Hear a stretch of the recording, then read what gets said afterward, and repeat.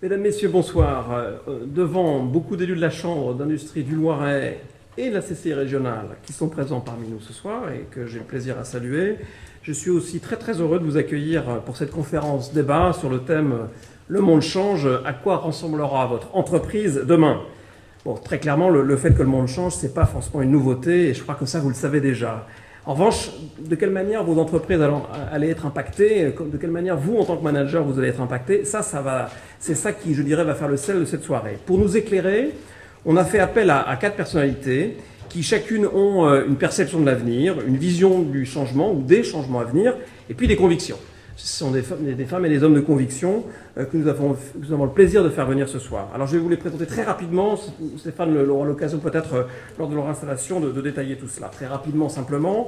Elisabeth Laville, vous êtes une experte reconnue en développement durable et vous nous direz pourquoi les entreprises doivent mettre le développement durable au cœur de leurs offres produits, leurs offres de services, avec un modèle économique adapté par rapport à cela. Pour vous, la nouvelle frontière du développement durable, c'est l'innovation. Ça, c'est un sujet qui nous parle bien à nous, ici, dans la CCI, pour qui, effectivement, par rapport à la PME, l'innovation est un enjeu clé. Monsieur Borrello, Jean-Marc Borrello, vous êtes l'entrepreneur emblématique de l'économie sociale et solidaire en France. Vous êtes délégué général du groupe SOS, un groupe dont la devise résume bien votre ambition, entreprendre pour la solidarité. SOS a une croissance qui ferait pâlir d'envie beaucoup d'entrepreneurs dans cette salle, 30% par an depuis 7 ou 8 ans. Vous ne donnerez pas la recette, mais vous nous direz pourquoi, vous, quelles sont les recommandations que vous nous donneriez à un ensemble d'entrepreneurs pour nous dire pourquoi, de votre point de vue, l'entreprise de ce siècle, l'entreprise du XXIe siècle, sera sociale ou ne sera pas. Donc merci en tout cas à vous d'être parmi nous. Marc Loix-Guizy, notre 3e intervenant, vous arrivez de Bruxelles, j'allais dire comme votre nom l'indique. Bruxelles, où pendant 10 ans, vous avez été conseiller spécial des présidents, M. Delors et M. Santer, à la cellule prospective de la Commission européenne. Vous avez travaillé sur le sens de la construction européenne, les dimensions éthiques, culturelles, religieuses et politiques, dans un contexte de changement de société, comment effectivement ces valeurs doivent être appropriées par une communauté collective qui se construit en marchant. Aujourd'hui, vous partagez votre vision de l'avenir dans votre livre, Surgissement d'un nouveau monde, valeurs, vision, économie, politique, tout change. Voilà des mots qui résonnent effectivement dans notre quotidien par rapport à nos préoccupations. Pour vous, les entreprises doivent faire fructifier leur capital immatériel. Vous nous expliquerez ce que c'est que le capital immatériel dans votre sens. Vous nous direz effectivement comment, de votre point de vue, ce qui va caractériser l'entreprise de demain, la personne humaine, ses qualités, et plus peut-être que ses actifs matériels, ses usines, ses outils de production, etc. Vous nous direz donc pourquoi, pour vous, tout cela est un challenge, un élément de changement majeur pour notre tissu économique et peut-être des éléments à cultiver, sans jeu de mots, pour les entrepreneurs qui sont là ce soir. Merci d'avoir accepté d'intervenir et d'être venu de Bruxelles pour cela. Enfin, je voudrais excuser l'absence d'Antoine Lemarchand, le PDG de Nature et Découverte, qui était le 4e intervenant de ce soir, mais il a un deuil dans sa famille, puisque son beau-père est décédé ce week-end. Vous comprendrez aisément qu'il ne puisse pas être parmi nous ce soir et qu'il ait préféré évidemment être parmi les siens. En tout cas, nos pensées l'accompagnent par rapport à cela. En tout cas, son expérience sera néanmoins présente au cours de cette soirée, puisque Madame Laville, qui est administratrice de cette entreprise et qui la connaît bien, va pouvoir commenter quelques diapos qu'Antoine Lemarchand avait prévu de faire, de commenter lui-même, et donc vous pourrez, je dirais là-dessus, présenter un certain nombre d'éléments. Merci à vous en tout cas de le faire. Bon, Stéphane Delage, notre ami journaliste, a déjà commencé son rôle d'animateur et le poursuivra tout au long de la soirée. Il ne me reste plus, avant de céder la parole à nos intervenants, de vous rappeler que cette soirée se situe dans le cadre des Journées du développement durable que nous co-organisons avec la ville d'Orléans, la mairie d'Orléans de manière forte, avec une exposition qui demain a lieu sur la place du Mar 3. Madame Maruel, je ne sais pas si la ville est représentée, je ne l'ai pas encore vue, je crois qu'elle passera plus tard. En tout cas, grâce à la ville, on a pu développer un certain nombre de synergies et de complémentarités, parce que les journées du développement durable, c'est effectivement, je dirais, des éléments forts pour les entreprises, pour leurs fournisseurs et pour leurs clients, mais c'est aussi pour les collectivités locales un point important. Et la complémentarité que nous avons avec la mairie d'Orléans nous permet de jouer cette complémentarité. C'est la 3e édition du salon qui aura lieu demain. Ce salon Envie Pro que nous avons mis en place en 2007 pour rendre plus visible le green business et ses opportunités dans notre département, rendre plus visibles les enjeux du développement durable pour nos entreprises, rentre là maintenant dans une phase, je dirais, de grande croissance. Le salon qui va se dérouler demain va accueillir 48 exposants, de nombreuses conférences et ateliers, pas loin de 22. On y retrouvera d'ailleurs Madame Laville dès 9h demain matin. Et puis 2 autres entreprises aussi qu'on connaît bien, le groupe SOS en particulier, qui interviendra également demain. Merci à vous. Voilà, je remercierai finalement en propos terminal l'ADEME, l'Agence de développement économique du Loiret, qui contribue à cette soirée et est partenaire de cette soirée avec nous. Donc je remercie son directeur qui, je crois, est dans la salle, Bruno Rousselet, du soutien qu'il nous apporte. Voilà, je vous remercie et je vous souhaite une excellente soirée à tous. Merci Bruno Jacquemin.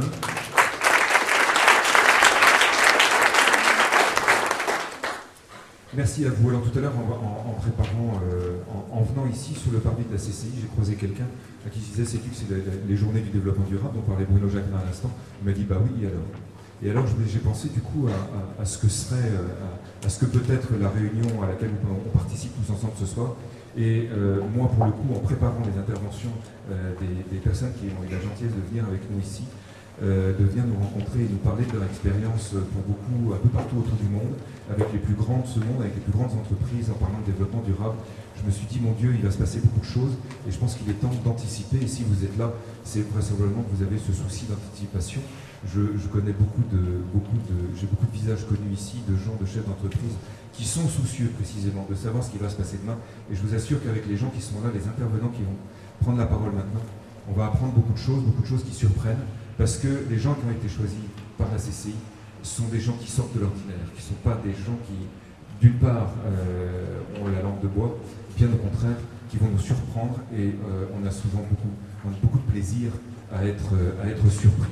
Alors voilà, tout ça pour vous dire que le monde change, Bruno l'a dit. À quoi ressembleront les entreprises demain? C'est le thème de cette soirée, et je vous invite à tendre grand vos oreilles. Alors une règle, simplement, vous allez sans doute être un peu frustré à la fin de chacune des interventions qui durera exactement 16 minutes, selon un procédé qui est assez connu dans les débats sur les réseaux sociaux, etc. Oui, je vois Elisabeth Laville qui sourit, mais je sais que vous êtes les uns et les autres habitués à ce type d'exercice. Donc, globalement, un quart d'heure pour chacun. Pourquoi? Parce que il faut qu'on arrive à délivrer un message dans ce quart d'heure. Vous n'aurez pas la possibilité de poser de questions à l'issue de ce quart d'heure. En revanche, à l'issue de l'heure, puisqu'ils sont 4 ou presque, on va faire un tir groupé de vos questions. L'intérêt, quel est-il? C'est que chacun pourra répondre à sa guise à l'ensemble des questions. Et peut-être aurons-nous des points de vue croisés, des points de vue divergents sur les avis que vous pourrez donner, les questions que vous poserez. Voilà. Donc n'en soyez pas surpris, on va avoir 4 fois un quart d'heure, ou presque, compte tenu de l'absence de Monsieur le Marchand. Et sans plus attendre, je vais demander à Elisabeth Laville de nous rejoindre. Alors je sais qu'Elisabeth, si vous m'aviez dit que vous interveniez là, je crois, au pupitre, vous. On va avoir 3 modes d'intervention différents. Elisabeth Laville, en quelques mots simplement, pour compléter ce qu'a dit Bruno Jacquemin tout à l'heure, vous êtes chef d'entreprise et vous êtes plus que sensible au développement durable. En 1993, il y a 20 ans presque, vous créez un cabinet qui s'appelle Utopie. Utopie, qui est un cabinet conseil et qui promeut précisément le développement durable dans les entreprises. Vous accompagnez d'ailleurs dans leurs réflexions les plus grands. Je citerai simplement Veolia, Danone, Lafarge, Sodexo, excusez du peu. Vous parlez avec eux essentiellement de consommation responsable. Et d'ailleurs, à ce sujet, vous aviez été l'auteur d'un rapport qui vous avait été commandé par Nathalie Kosciusko-Morizet, si je ne me trompe. Vous enseignez à HEC, dont vous êtes vous-même issu. Je ne me trompe pas? Oui. Vous avez d'ailleurs créé le premier cours sur la responsabilité sociale et environnementale des entreprises, un sujet qui est on ne peut plus prégnant aujourd'hui. Vous faites également partie des groupes de réflexion des groupes d'experts, pardon, rassemblés par des entreprises pour les aider précisément à faire évoluer leur stratégie en matière de développement durable. C'est dire qu'elles en ont besoin et que vous êtes au cœur de ces entreprises et de ces stratégies. Et enfin, je serai complet lorsque je dirais que vous êtes aussi l'auteur de certains ouvrages très pointus, dont l'un qui s'appelle « L'entreprise verte » aux éditions Village Mondial. Voilà. Et puis, vous avez reçu aussi le prix de la fin de l'affaire Veuve Clicquot, c'était en 2008. Je voudrais juste, en ouverture de votre propos, que vous nous disiez quelques mots de Utopie. Pourquoi l'avoir créé? Quel mot je vous appliquez à cette époque et aujourd'hui, qu'est-ce que vous faites avec Utopie? Ah oui, c'est bien parce que j'allais commencer là-dessus. Mais oui, alors non, Utopie est un cabinet de conseil spécialisé sur le développement durable que effectivement j'ai lancé il y aura 20 ans l'an prochain. Avec l'idée, à l'époque, de promouvoir... À l'époque, on n'appelait pas ça le développement durable, on appelait ça la citoyenneté d'entreprise, la responsabilité sociale. C'est peu ou prou la même chose. L'idée, c'était que, puisque les entreprises sont la force la plus puissante au monde, on peut peut-être aussi parier sur elles pour résoudre les problèmes les plus importants de ce monde, dont les problèmes socio-environnementaux, à condition qu'elles mettent ces sujets-là au cœur de leur stratégie. C'était un peu ça qu'on défendait à l'époque. Comment dire, on est plus écouté aujourd'hui qu'il y a 20 ans. On demanderait en temps normal à une entreprise, votre développement vous satisfait-il? J'aurais tendance à dire, puisqu'il y a 20 ans que vous existez, oui. Moi, je vous poserai une question un tout petit peu différente. Est-ce que vous constatez en 20 ans que véritablement il s'est passé quelque chose de très positif au cœur des entreprises? Oui et non. J'ai tendance à répondre oui et non. Oui, parce qu'à l'époque, on nous demandait c'est quoi ce truc et est-ce qu'il faut y aller? Aujourd'hui, plus personne pose cette question. La question, c'est plutôt pourquoi on y va et quand et comment. Enfin, plutôt même quand et comment. Et en général, on est déjà allé dans comment on le fait mieux que ce qu'on fait déjà. Donc, d'une certaine façon, oui. Plus personne ne me demande de quoi je parle. Et on me demande même pourquoi j'ai appelé mon cabinet comme ça. C'est plutôt une nouvelle. Par contre, non, parce qu'en réalité, quand je réalise qu'il y a 20 ans j'ai créé cette boîte, finalement, les choses n'ont pas tant bougé que ça. On en parle plus, on en fait un peu plus, mais c'est pas démentiel non plus. Je vous laisse nous en parler. Voilà. Merci. Donc, du coup, mon propos introductif était le suivant. Ça consistait à vous dire qu'il y a 20 ans, à peu près jour pour jour, je me trouvais dans le bureau d'un monsieur qui était à l'époque, que je ne citerai pas, parce qu'il est encore en exercice, qui était à l'époque numéro 2 de ce qui s'appelait à l'époque le CNPF, alors dirigé par Jean Gandois, qui était arrivé au CNPF, donc au ex-MEDEF, avec un projet sur l'entreprise citoyenne. Et donc on se retrouvait dans son bureau à lui expliquer ce projet. Il m'avait appelé en disant « ça m'a déjà entendu parler de votre projet, ça m'intéresse ». Donc je lui ai expliqué le projet, qui était donc de dire on va promouvoir tout ce qui a trait à la citoyenneté, à la responsabilité sociale, au développement durable dans les entreprises, avec l'idée que si les entreprises sont la force la plus puissante au monde, elles sont aussi, peut-être, les mieux placées pour contribuer à résoudre les problèmes de notre temps, y compris les problèmes les plus graves et importants, problèmes sociaux ou environnementaux. Et alors il m'a regardé un peu avec, je sais pas condescendance, mais gentiment. Et à l'époque, moi j'avais 26 ans, donc il m'a regardé en disant vous êtes bien sympathique, votre projet est bien sympathique, mais tout ça n'est pas très réaliste. Et alors de manière amusante, d'ailleurs, l'exemple que je lui avais donné à l'époque, qui était le seul exemple en France que j'avais, c'était l'exemple de Nature et Découverte. Il m'avait dit oh mais attendez, moi le marchand je le connais, c'est pas du tout ce que vous croyez, etc. Bon bref, sans commentaire. François n'est pas là, Antoine non plus, mais je leur ai raconté depuis. Alors évidemment, en 20 ans, donc c'est un peu par provoque en fait envers ce monsieur, Bermagne, pour ne pas le citer, que j'ai choisi d'appeler Utopie, en disant ok, c'est pas réaliste, on assume, c'est pas grave, c'est quand même ça qu'on va faire. Et puis la bonne nouvelle, c'est que donc 20 ans après, on me dit souvent oh mais pourquoi vous avez pas appelé ça Utopie, il faut changer de nom, c'est plus du tout une utopie, etc. Pourquoi? Parce que la bonne nouvelle, effectivement, c'est qu'en apparence, au moins, tout le monde fait du développement durable. Et donc mon propos de départ qui était il faut essayer de sensibiliser les entreprises à la pertinence de ce truc, finalement, on peut dire je peux faire autre chose, puisque ça, c'est à peu près fait. N'est-ce pas? La preuve, vous avez aujourd'hui plein de choses qui n'existaient pas à l'époque, des indices boursiers des entreprises engagées sur le développement durable, des rapports commandés par les gouvernements sur la façon dont ces sujets-là sont absolument vitaux pour l'économie aujourd'hui et demain, et puis toute une série d'articles, de rapports publiés par les entreprises elles-mêmes, où elles vous expliquent, notamment les grands groupes, combien, vous voyez là, article de fortune sur Walmart, quand même pas complètement évident, Walmart sauve la planète. Voilà, donc on peut se dire, bon, en apparence, c'est bon, c'est géré. La bonne nouvelle, c'est que tout le monde fait du développement durable. Et de fait, quand vous regardez les études, vous avez, je crois, les 3/4 des très grandes entreprises en France et dans le monde, les plus grandes entreprises qui disent qu'elles ont un responsable développement durable, le plus souvent rattaché à la direction générale. Donc en apparence, tout va bien, ça, c'est la bonne nouvelle. Mais il y a une mauvaise nouvelle, c'est que malgré tout ça, en fait, ça ne marche pas, puisque l'impact, notamment environnemental, de nos activités continue à progresser. La bonne nouvelle, c'est que ça a marché un peu quand même, il ne faut pas exagérer. En 30 ans, on a amélioré de 30% l'efficacité avec laquelle on utilise les ressources naturelles. En gros, pour produire une unité de PIB ou de PNB, il faut 30% de ressources naturelles en moins par rapport à il y a 30 ans. Parce qu'entre-temps, on a découvert que les ressources naturelles étaient rares, pas forcément toutes renouvelables, etc. Donc on a fait des efforts dans la façon dont on les utilise, on les gaspille moins, on est plus économe. Ça, c'est la bonne nouvelle, moins 30%. La mauvaise nouvelle, c'est que dans le même temps, donc les entreprises disent d'ailleurs, regardez, on a quand même fait des efforts absolument colossaux, et elles n'ont pas tort. La mauvaise nouvelle, c'est que dans le même temps, on a globalement augmenté de 50% notre consommation de ressources naturelles. Donc, vous voyez, et vous retrouvez ça sur plein de marchés, ce phénomène-là, que les entreprises commentent assez peu, il faut bien le dire. Si vous prenez l'automobile, on a aujourd'hui des autos qui sont beaucoup moins gourmandes que celles qu'on avait il y a 30 ou 40 ans, évidemment, à l'unité, si vous regardez chaque véhicule.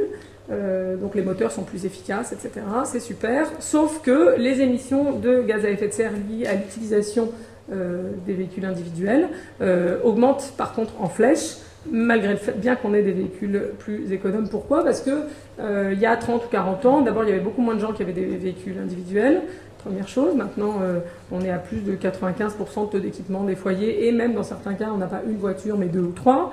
Qu'il y a 30 ou 40 ans, on prenait encore le vélo, ou on allait encore à pied pour des trajets quotidiens, ce qui n'est plus du tout le cas aujourd'hui, puisqu'on prend sa voiture même pour faire des petits trajets en ville, et même surtout d'ailleurs pour faire les petits trajets en ville, aller chercher le pain ou amener les enfants à l'école, qui manquent de peau, sont aussi les plus gourmands en carburant et les plus émetteurs en CO2. C'est aussi d'ailleurs ceux sur lesquels il y a le plus d'accidents de voiture. Mais passons.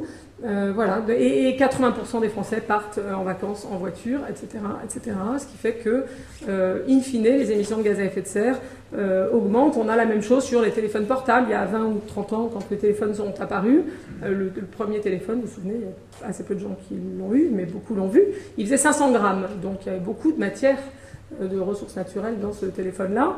Et maintenant, ils font en moyenne moins de 100 grammes. Donc on peut se dire, c'est super, on a 5 fois moins de ressources naturelles finalement pour faire un téléphone aujourd'hui par rapport au premier. Évidemment, le premier, le truc, c'est que personne ne pouvait se le payer parce qu'il était hors de prix, à part Schwarzenegger et quelques autres. Donc on n'entendait pas beaucoup finalement de ce téléphone très gourmand en matières premières, alors qu'entre-temps, évidemment, on en vend 3 milliards par an, dont moins d'1% sont recyclés. Ça veut dire qu'on les jette assez vite, on les jette tous les ans en moyenne, et que moins d'1% sont recyclés. Ça veut dire que toutes ces ressources naturelles qui rentrent dans les téléphones portables, elles ne sont même pas réutilisées pour faire des nouveaux téléphones portables quand on jette le nôtre.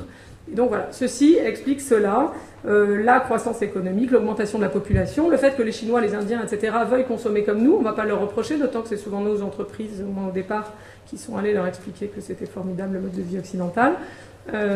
Donc ça, c'est la mauvaise nouvelle. Et pourquoi on en est là ? Finalement, on en est là parce que les stratégies actuelles de développement durable connaissent leurs limites. Elles sont...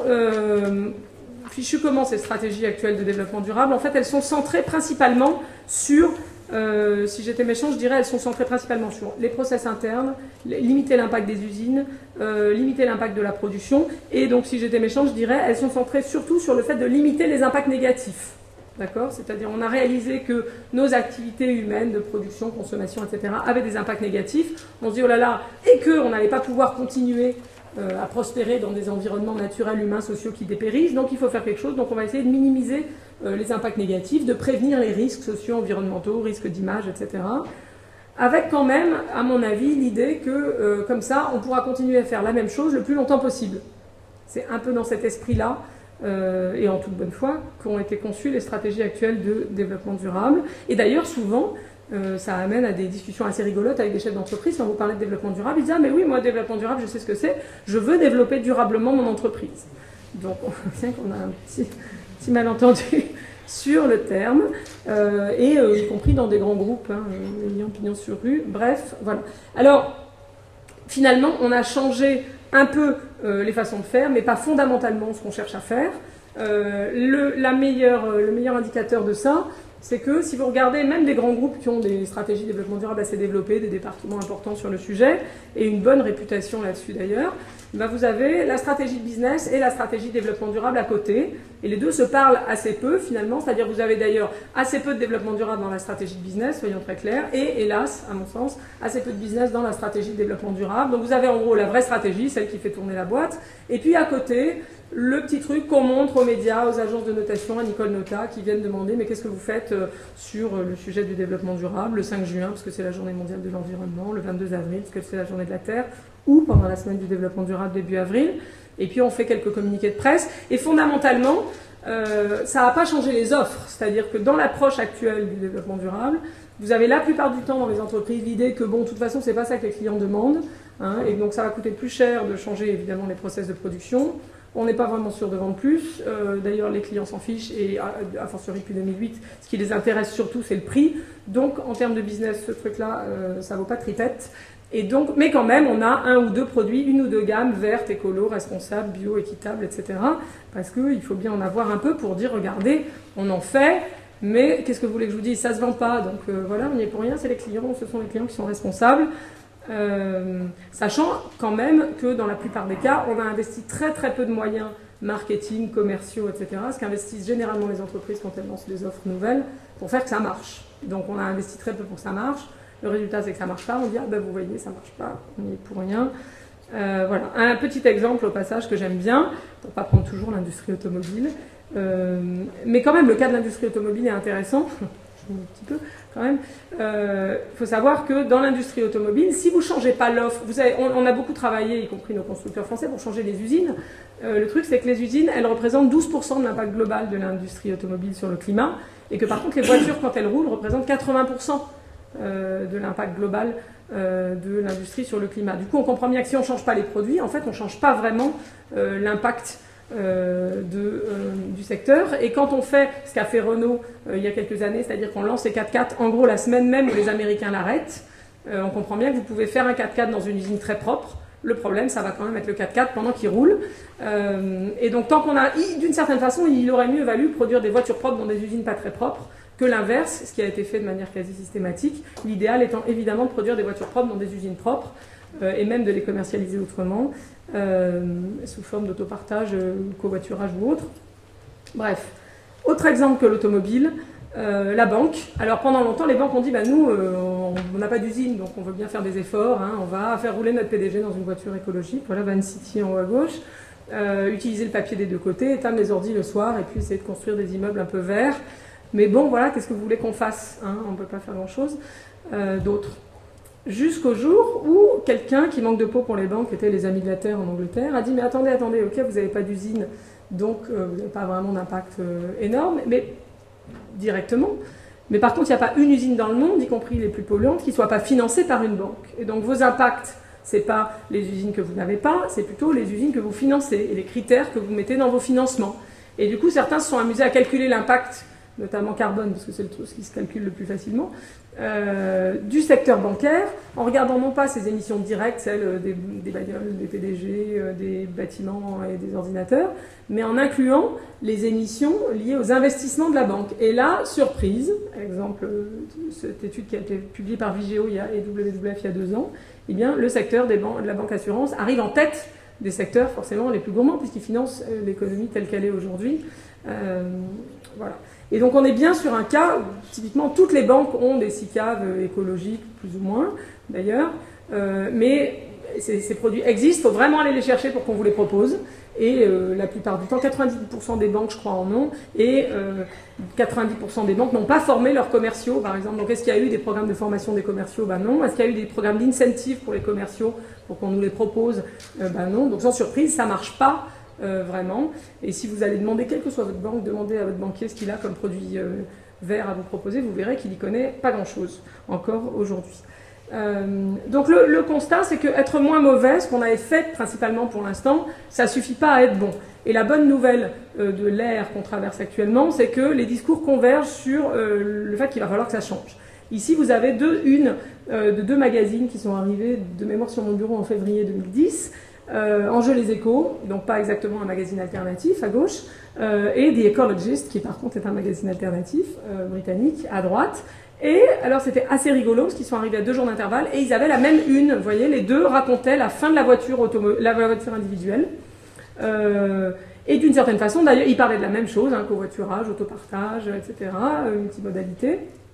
Et puis, voiture et véhicule hybride et que sais-je. Et de manière rigolote, l'article d'Enjeux les Échos était même plus dur finalement que l'article de The Ecologist parce qu'il commençait à raconter comment Renault aurait fait faillite dans 30 ans pour pas avoir vu du tout venir ce dont je vous parle aujourd'hui, le fait que les jeunes, la mobilité, il y a 30 ans, tout le monde rêvait de posséder une voiture, aujourd'hui tout le monde s'en fout, ils veulent juste un téléphone portable. Et la liberté et la mobilité, le symbole de ça, aujourd'hui, c'est plus du tout la voiture individuelle. Bon, bref. Alors donc, les discours convergent sur le fait qu'il va falloir une rupture et aussi sur ces enjeux pour l'entreprise. Je vous disais, Enjeux les Échos, il disait clairement l'histoire de Renault, c'était une façon de dire clairement, ne nous trompons pas, ce qui est en jeu là-dedans, c'est la survie des entreprises aussi, pas juste la survie de la planète. Là, vous avez 2 citations assez récentes. Michael Porter, qui est un prof respectable de la Harvard Business School, dans la même Harvard Business Review l'an dernier, qui écrit « Les vieux modèles de la stratégie d'entreprise et du capitalisme ne marchent plus ». En anglais, il dit « are dead », donc c'est pire. Nous assistons à un changement de paradigme où l'entreprise cesse de détruire pour restaurer et où les externalités, donc les impacts négatifs des entreprises, deviennent des opportunités de résoudre des problèmes, etc. Don Vance, qui est directeur du design chez Nike, écrit aussi, intéressant, les organisations n'ont que 3 options. Se prendre le mur, option 1, pas top. C'est moi qui rajoute, c'est pas lui. Deuxièmement, optimiser leur fonctionnement actuel pour se prendre le mur un peu plus tard. Ou, troisièmement, réinventer leur fonctionnement pour devenir résilientes en créant des innovations de rupture et en s'ouvrant à la collaboration avec leurs partenaires ou leurs parties prenantes en jargon développement durable. Donc l'enjeu, ne nous trompons pas, c'est Shell qui avait fait en 1994 une pub où il disait sauver le monde ou sauver notre entreprise, en gros c'est la même chose. Donc ne nous trompons pas, c'est vraiment la même chose dont il est question. Et on voit bien que l'espèce de demi-mesure qu'on a eue pour l'instant, ça suffit plus. L'heure des engagements plus radicaux est venue. Quelques exemples, alors j'en ai pris au pif, ça ne veut pas dire que ces entreprises sont intégralement exemplaires. KitKat, groupe Nestlé quand même, pas forcément a priori cité en exemple sur ces sujets-là, s'est engagé à avoir 100% du sucre et du cacao dans ses produits à horizon 2020, de mémoire, qui sont certifiés commerce équitable par Max Havelaar. Leclerc s'engage à dégager tous les prospectus en 2020. Moi, j'ai pour avoir discuté un peu avec eux et avec des concurrents d'ailleurs sur ce que ça représente en termes de business. On voit bien que c'est pas forcément joué qu'ils soient suivis par le marché. Starbucks, 100% du café équitable dans les boutiques en Europe. Interface, mission 0 à horizon 2020, donc 0 impact sur la planète. Interface est leader mondial des dalles de moquette de bureau. Nike, 100% des produits en 2020 auront été éco-conçus, donc conçus dans le reste pour minimiser leur impact sur l'environnement, etc. Marks & Spencer, qui s'engage à avoir 50% de ses produits portant une garantie développement durable en 2015 et 100% des produits en 2020. Vous voyez bien qu'il y a un changement d'échelle dans les engagements que prennent les entreprises. Il y a encore 4-5 ans, et encore aujourd'hui pour une partie en France, parce que là il n'y a pas beaucoup d'entreprises françaises, ça ne vous aura pas échappé, les engagements affichés par les entreprises, c'est on va essayer de réduire de 3% nos émissions sur nos produits et on va essayer éventuellement de passer notre gamme verte de 1% des ventes à 2% des ventes. Là, on n'est plus du tout sur des choses de même nature. Un petit exemple que j'aime bien, et ça ne veut pas dire que Danone soit particulièrement exemplaire sur le sujet, ils l'ont été très peu, donc ils s'améliorent. Sur le fait que ces objectifs radicaux, voire impossibles, sont utilisés comme levier stratégique pour transformer les entreprises. Vous vous souvenez de la phrase du directeur du design de Nike, il faut réinventer l'entreprise, réinventer son fonctionnement pour la rendre plus résiliente. Il y a quelques années, en 2008, discussion chez Danone avec Franck Ribou sur de combien on peut réduire nos émissions de CO2 entre 2008 et 2012. Et les équipes arrivent et disent à Ribou, en gros, si vraiment on est super bon, on change un peu nos process, etc., on va faire du moins 20. Et Franck a eu cette phrase que j'aime bien parce qu'elle révèle ce changement de mentalité. Il a dit, je vous le cite, comme ça c'est plus facile, « Réduire nos émissions de 20% sur les 4 ans en question me semble un objectif réaliste qu'il est sans doute possible d'atteindre, alors que les réduire de 30% est impossible. Ce qui en fait très exactement le type d'objectif que je souhaite, car l'enjeu, c'est pas le carbone, l'enjeu, c'est de transformer l'entreprise pour faire en sorte qu'elle s'adapte graduellement au monde de demain. » Donc il a dit à ses équipes, Vous pouvez faire moins 20, moins 30 c'est pas possible, et bien on va faire moins 30. Le résultat, c'est que fin 2011, ils étaient à moins 26,3, donc vraisemblablement, ils auront atteint les moins 30 à la fin de l'année. Et l'enjeu pour lui, c'était qu'est-ce qu'on va faire pour avoir ces 10% en plus qu'on ne ferait pas dans le business as usual si on ne change pas fondamentalement nos façons de penser, nos façons de faire, etc. Même chose chez Interface, donc leader mondial des dalles de moquette de bureau, qui a un objectif mission zéro à horizon 2020. Et c'est très intéressant, ils ont fait cette petite brochure qui s'appelle The Power of a Challenging Vision, qui dit exactement pourquoi on a fixé un truc impossible. Une entreprise industrielle qui utilise en gros du goudron pour faire des dalles de moquette, avoir zéro impact, c'est impossible. C'est pour ça qu'ils ont choisi cet objectif-là. En résumé, les 3 clés de succès de cette approche nouvelle qu'on commence à voir, y compris dans des grands groupes, parce que je parlerai de Nature et Découverte tout à l'heure, il y a eu historiquement des PME qui étaient là-dedans à fond et qui montrent la voie. Nature en est une depuis 20 ans. Ce qui est intéressant aujourd'hui, c'est qu'on a, vous avez vu les boîtes que j'ai citées tout à l'heure, les Nike, des Nestlé, c'est pas exactement des petites boîtes alternatives. Et pourtant, même ces gens-là y vont, pas tous, pas complètement, mais néanmoins ils y vont. Parce qu'ils savent qu'en gros, à terme, c'est la survie de l'entreprise. C'est très intéressant chez Marks & Spencer. Le slogan du plan A qui a été lancé en 2007 pour transformer l'entreprise à horizon 2015 puis 2020, c'est « How we do business ». Donc vous voyez bien que c'est la façon même dont on fait nos affaires. C'est plus un truc en plus quand on a le temps, quand c'est pas la crise, quand on est profitable, etc. Les 3 clés de succès de ces approches-là. La première, c'est mettre le paquet sur l'innovation pour transformer l'offre à 100%, comme je l'ai dit, à terme, avec une très forte ambition commerciale. C'est-à-dire, on n'est plus sur, on va essayer de limiter les risques, limiter la casse, de ne pas se prendre de crise, etc. On veut transformer l'offre et faire en sorte qu'à terme, 100% de notre offre soit emblématique de ces valeurs-là. J'ai eu il n'y a pas très longtemps une discussion avec Monoprix, qui est une enseigne que j'aime bien par ailleurs, et il me disait « Ah non, mais nous, on veut laisser le choix à nos clients ». Cette approche-là, de dire on va laisser le choix à nos clients, en gros demain ils auront le choix socialement entre des produits pourris et des produits responsables, écologiquement entre des produits pourris et des produits responsables, à terme elle n'est pas durable. En tout cas, c'est clairement pas le choix que sont en train de faire les leaders de cette approche. Philips décide en 2007 qu'en 2012 ils auront 30% de leurs ventes qui viennent de produits responsables, avec des engagements assez forts sur ce que ça veut dire un produit écologique responsable chez Philips. Le résultat, c'est qu'ils ont atteint l'objectif en avance de phase sur 2012. Il était atteint fin 2011. Ecomagination, programme lancé par General Electric en 2005, sur 5 ans, 2005-2010. Même chose, objectif, doubler la R&D sur les technologies vertes et doubler les ventes sur les technologies vertes. C'était a priori pas possible. Moi, je me souviens à l'époque en avoir discuté avec Alstom qui disait non, mais c'est pas possible, ils y arriveront pas. Évidemment, ça a été atteint en avance de phase aussi sur fin 2010. Et Marks & Spencer, j'ai cité l'exemple tout à l'heure, 50% des produits à 2015, 100% des produits en 2020. Clé numéro 2, la volonté proactive de changer le marché. Cette idée que, moi j'entends encore souvent, ah mais les clients ne sont pas prêts, désolé, on va pas pouvoir parce que regardez, on a le produit, ça marche pas, hein, les clients ne sont pas prêts, ils attendent pas ça du tout. Ça, c'est fini. L'idée, c'est on a les clients qu'on mérite. Si vos clients ne sont pas prêts, la question c'est qu'est-ce que vous faites pour qu'ils soient prêts demain et que si votre offre est leader là-dessus, ça vous confère un avantage compétitif. Et c'est vrai aussi, par parenthèse, sur les marchés publics. Nous, on bosse avec Bouygues et pas mal de clients qui sont en business to business ou qui visent des marchés publics, où là on se dit, ah ben non, mais là c'est le cahier des charges. Hein. Dans un marché public, vous n'allez pas influencer le client, c'est même interdit d'ailleurs de faire. Et bien si, ça marche aussi, il y a d'autres façons de faire.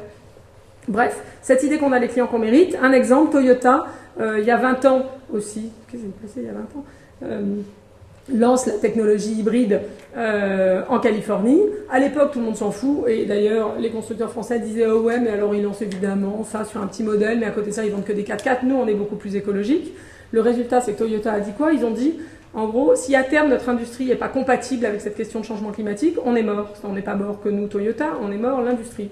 Donc il faut qu'on trouve une solution. On va développer la technologie hybride. Le résultat, c'est que tous les brevets dans le monde sur la technologie hybride appartiennent à Toyota. Ça veut dire que quasiment n'importe quel constructeur, pendant longtemps, qui voulait faire de l'hybride, était obligé de commencer par racheter les brevets à Toyota. Ce qu'ont fait Ford et Nissan, ce qu'ont pas voulu faire les Français, qui continuent à s'entêter avec l'idée que c'est la voiture électrique qui va sauver le monde, en omettant de regarder que la voiture électrique en Chine, où l'électricité est produite au charbon, elle est en gros aussi émettrice qu'un diesel en France. Mais bon, ça c'est un autre sujet. Le résultat, Toyota a créé cette voiture. Alors, évidemment, la Prius, moi je sais, j'en ai une, elle est plus chère et plus compacte. Donc en gros, assez moche. Et du coup, on sait bien que sur le marché automobile, c'est pas top d'acheter une voiture moche et chère. C'est même plutôt en général l'inverse. Donc ils ont fait quoi? Ils auraient pu dire ce qu'a fait Chevrolet avec la Volt, voiture électrique, au bout d'un an elle ne marche pas, on arrête. Non, Toyota, pendant 20 ans, ils ont soutenu cette voiture proactivement, commercialement, en disant ok, nous on pense qu'elle est mieux, donc on va essayer tous les moyens pour en convaincre nos clients. Ils ont négocié en Californie qu'une personne seule conduisant la Prius puisse prendre la ligne de covoiturage qui normalement est réservée aux gens qui ont plusieurs personnes dans la voiture, puisque ça c'est plus écologique. Ils ont négocié en disant cette voiture elle est plus écologique, donc une personne seule doit pouvoir prendre la ligne de covoiturage. Ils l'ont obtenu pour eux et pour les concurrents. Ensuite, ils se sont dit, bon, ok, on a un problème sur le statut social de cette bagnole parce qu'elle est plus petite, plus chère, donc c'est pas top en termes de statut social. Or, le statut social sur la bagnole, c'est important. C'est pas grave, il faut qu'on change ce que ça veut dire le statut social lié à la bagnole. Pour faire ça, ils ont fait quoi? Ils sont allés voir des Leonardo DiCaprio, un certain nombre de gens qui, en termes de statut social, posent un peu quand même. Et on fait en sorte que ces gens-là roulent en Prius, disent partout que c'était complètement ringard de rouler autrement qu'en Prius, etc., etc. Et ça a fini par marcher. En 2008, quand le baril est monté, il s'est passé quoi? Il s'est passé que, soudain, la Prius a dépassé le million d'exemplaires vendus dans le monde. Et là, tout le monde a dit, ah, mais en fait, c'est peut-être quand même un succès commercial, ce truc. Et fin 2008, vous vous souvenez peut-être, il y a le mondial de l'auto à Paris. Tous les constructeurs présentaient des véhicules écologiques. Le seul qui en présentait un qui roulait déjà et qui n'était pas un prototype pour dans 4 ou 5 ans, c'était Toyota, avec, pour être très honnête, Honda qui a été très malin et qui a racheté tout de suite le brevet à Toyota pour pouvoir lancer les modèles hybrides. Et le résultat, c'est qu'aujourd'hui, alors que Renault continue à nous parler de véhicules électriques, et j'ai rien contre Renault, hein, je vous jure, c'est juste un hasard, mais continue à nous expliquer que c'est la voiture électrique qui va sauver le monde. Le centre d'analyse stratégique, le Premier ministre publie des rapports pour dire que l'électrique ça ne marchera pas et que la solution, ça sera l'hybride, plus un autre rapport à la mobilité. Troisième clé, évidemment, changer son modèle économique si nécessaire. C'est pas un hasard si Toyota était le premier constructeur automobile à s'investir dans l'autopartage, en disant le problème de fond demain, c'est que ça sera plus écologique inévitablement si 20 personnes dans cette salle partagent des Prius qui sont en libre accès dans différents points d'Orléans. Ça sera toujours plus écologique que si ces 20 personnes ont une voiture qui prend de la place en stationnement, etc., etc. Autre exemple, Botanique, pour le coup une entreprise française, jardinerie, donc le business de la jardinerie, c'est 50%, je vends des pesticides, hein, en gros, pour faire court. S'engage dans le développement durable, sur différentes choses, arrête les prospectus, etc. Puis à un moment se dit, non mais le problème de fond, c'est quand même que mon modèle économique, c'est de vendre des pesticides. Qu'est-ce qu'on fait? On fait genre on n'a pas remarqué, ou on y va, donc on décide que progressivement, en 3 ans, on arrête de vendre des produits phytosanitaires qui sont toxiques pour l'environnement et pour la santé, et on arrête en développant d'autres choses, donc des cours de jardinage écologique, donc de quoi ils sont gratuits, donc c'est pas ça qui va intéresser le business. Donc ils ont passé, et des produits de jardinage écologique, ils ont passé 3 ans difficiles, et depuis l'an dernier, ils sont repartis sur une courbe de croissance qui est supérieure au marché. En guise de conclusion, cette petite phrase de Churchill que j'aime bien, parce que je trouve que ça résume absolument l'enjeu pour les entreprises, et d'ailleurs pour tout le monde sur ces questions de développement durable. Mieux vaut prendre le changement par la main avant qu'il ne vous prenne par la gorge, tout est dit. C'est ça, fondamentalement, dont il est question pour les entreprises sur ces questions de développement durable, et aussi pour chacun d'entre eux. Merci beaucoup. Merci.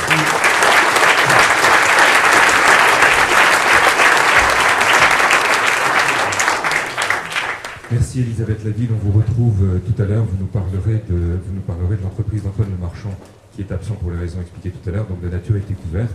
Vous reviendrez donc avec nous. Vous laissez la place maintenant à Jean-Marc Borrello, que l'on peut applaudir. Jean-Marc Borrello. Alors Jean-Marc Borrello, vous êtes délégué général d'un groupe qui porte un nom étrange, dont vous allez nous dire quelques mots tout à l'heure, qui s'appelle SOS, qui a été créé dans les années 80. Un groupe qui aujourd'hui compte pas loin d'une quarantaine d'entreprises, 38 très précisément.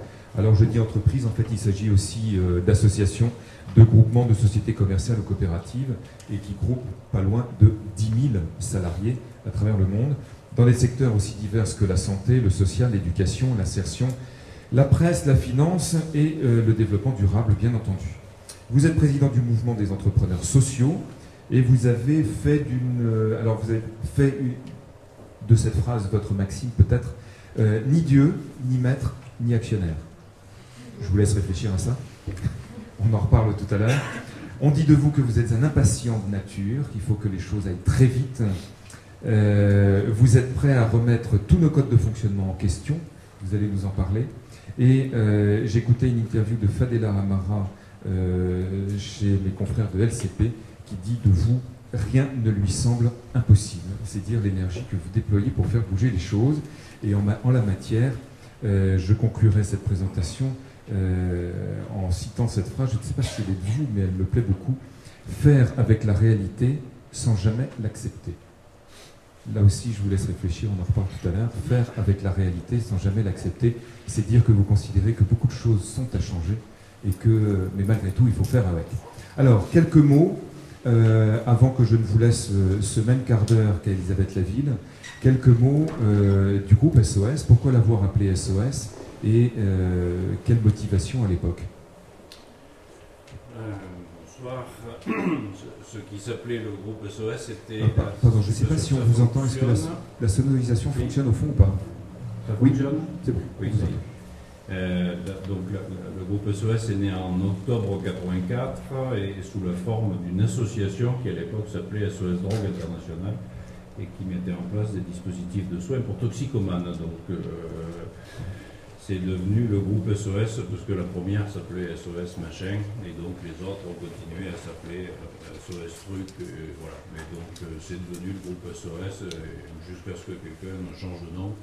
Mais pour le moment c'est le groupe SOS. Donc une origine associative, une absence totale de stratégie de développement.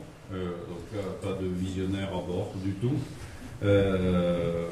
Pas de vision et pas de stratégie, l'idée simplement de s'adapter à des besoins qu'on observait dans la société qui nous semblaient, pour lesquels il n'y avait pas de réponse ou les réponses nous paraissaient insatisfaisantes, trop chères, inefficaces, etc. Donc effectivement le groupe SOS vient de la lutte contre les exclusions, donc c'est né avec la toxicomanie.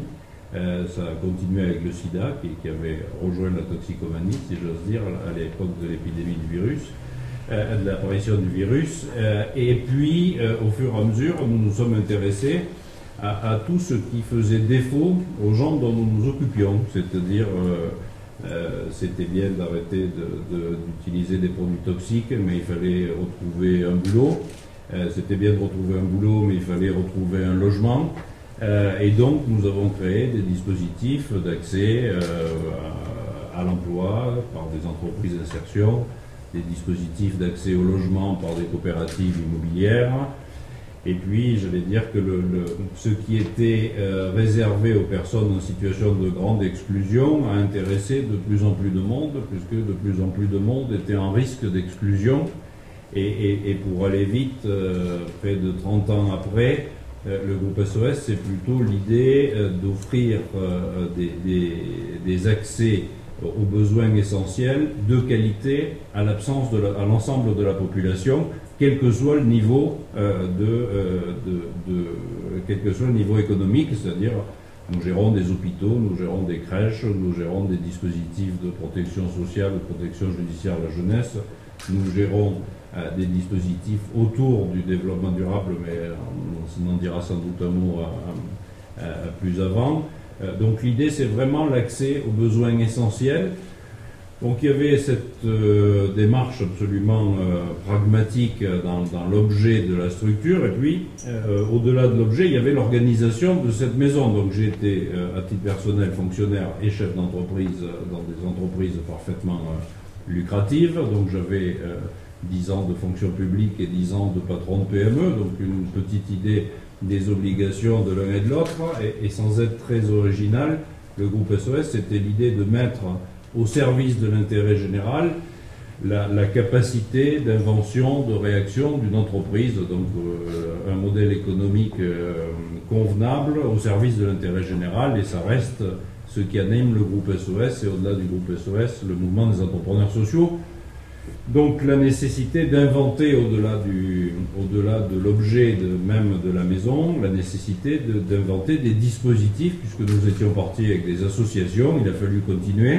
Et puis c'est vrai que pour gérer un traiteur, pour gérer des entreprises, des magasins de commerce équitable, pour gérer des titres de presse, la forme associative n'est pas convenable, on a pris la forme de société commerciale.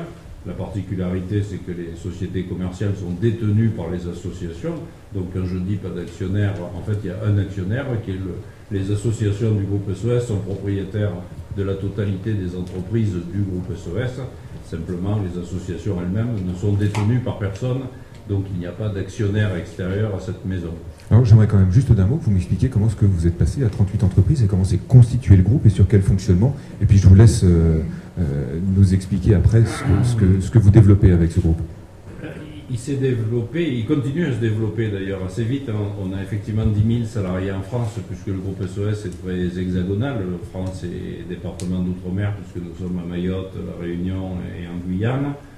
Nous démarrons l'activité internationale, donc nous avons quelques salariés à l'international, mais les 10 000 salariés sont dans ce pays. Donc on a simplement essayé, dans un dispositif qui nous paraissait assez particulier, qui était celui de la prise en charge des personnes usant de drogue, de créer des dispositifs nouveaux. Alors c'est pas très compliqué, il n'y avait pas de dispositif de soins il y a 30 ans convenable sur la toxicomanie, donc on a voyagé, on a regardé ce qui se passait ailleurs, on a essayé d'imaginer des choses qui pourraient fonctionner dans ce pays.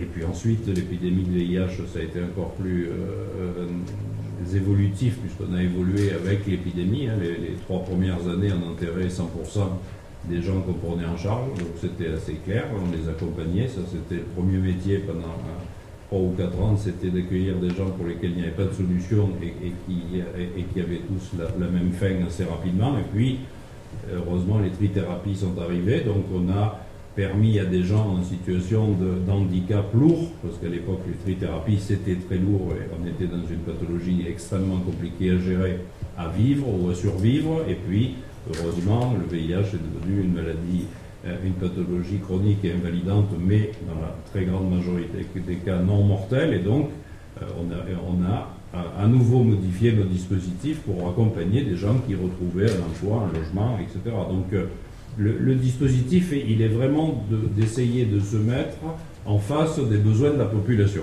Et les besoins de la population, dans nos dispositifs, évoluent en permanence. Nous gérons aujourd'hui plusieurs milliers de places d'accueil pour personnes sans domicile fixe. Je crois qu'à Paris, intramuros, on accueille tous les soirs 2500 personnes. Il y a 30 ans, ce type de dispositif accueillait très majoritairement des quinquagénaires un peu alcoolisés, qui venaient pour l'hiver, qui n'avaient absolument aucune envie de se réinsérer, et donc il fallait leur éviter de mourir de froid, de faim ou de maladie pendant la période hivernale. Et puis les choses étaient plus de la gestion de stock, si j'ose dire, qu'autre chose. Aujourd'hui, dans ce même type de dispositif, nous avons 12 à 15% de travailleurs précaires. Là, alors ils ne travaillent pas chez Walmart, mais en dehors des leçons sur le carbone, Walmart fera bien de vérifier comment on traite ses salariés, puisque c'est aussi comme ça qu'on fabrique des précaires. Donc on a 12% de travailleurs pauvres, on a 15% de gamins qui ont entre 18 et 25 ans, et qui n'ont absolument aucun autre lieu où aller, puisque vous savez que ce pays témoigne d'une grande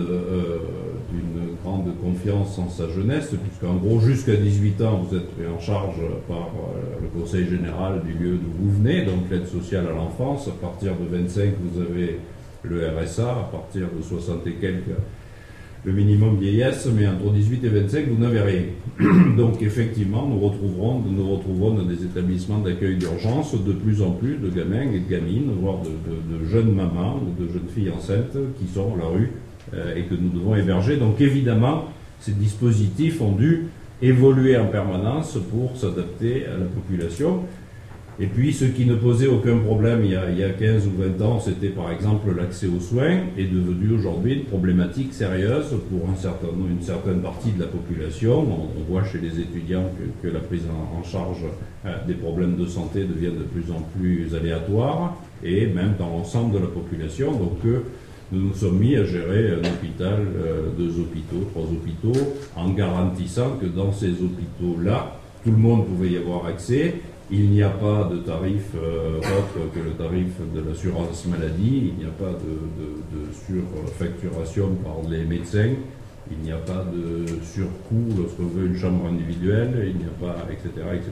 Donc l'idée qu'on peut gérer autrement en ayant un dispositif qui soit viable économiquement, puisque ce qui est assez paradoxal dans une maison comme le groupe SOS, aujourd'hui le chiffre d'affaires est à peu près de 570 millions d'euros par an.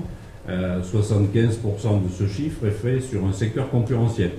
C'est-à-dire que nos concurrents sont des grandes entreprises cotées, aussi bien dans la santé, alors je ne les citerai pas, que dans la gestion d'établissements pour personnes âgées dépendantes. Il y a des grands groupes cotés parfaitement du marché qui sont nos concurrents au jour le jour. Alors il reste des petits secteurs, la protection sociale de l'enfance reste un monopole associatif, mais par exemple la gestion des crèches depuis quelques années est devenue un marché, donc nous répondons à des appels d'offres contre des entreprises privées et c'est plutôt sympa, d'autant plus qu'on les gagne la plupart du temps. Et donc on est dans ce dispositif, nous sommes dans le marché bien qu'issus de l'économie sociale et solidaire, puisque nos statuts, en tout cas au niveau de la holding, sont des statuts associatifs.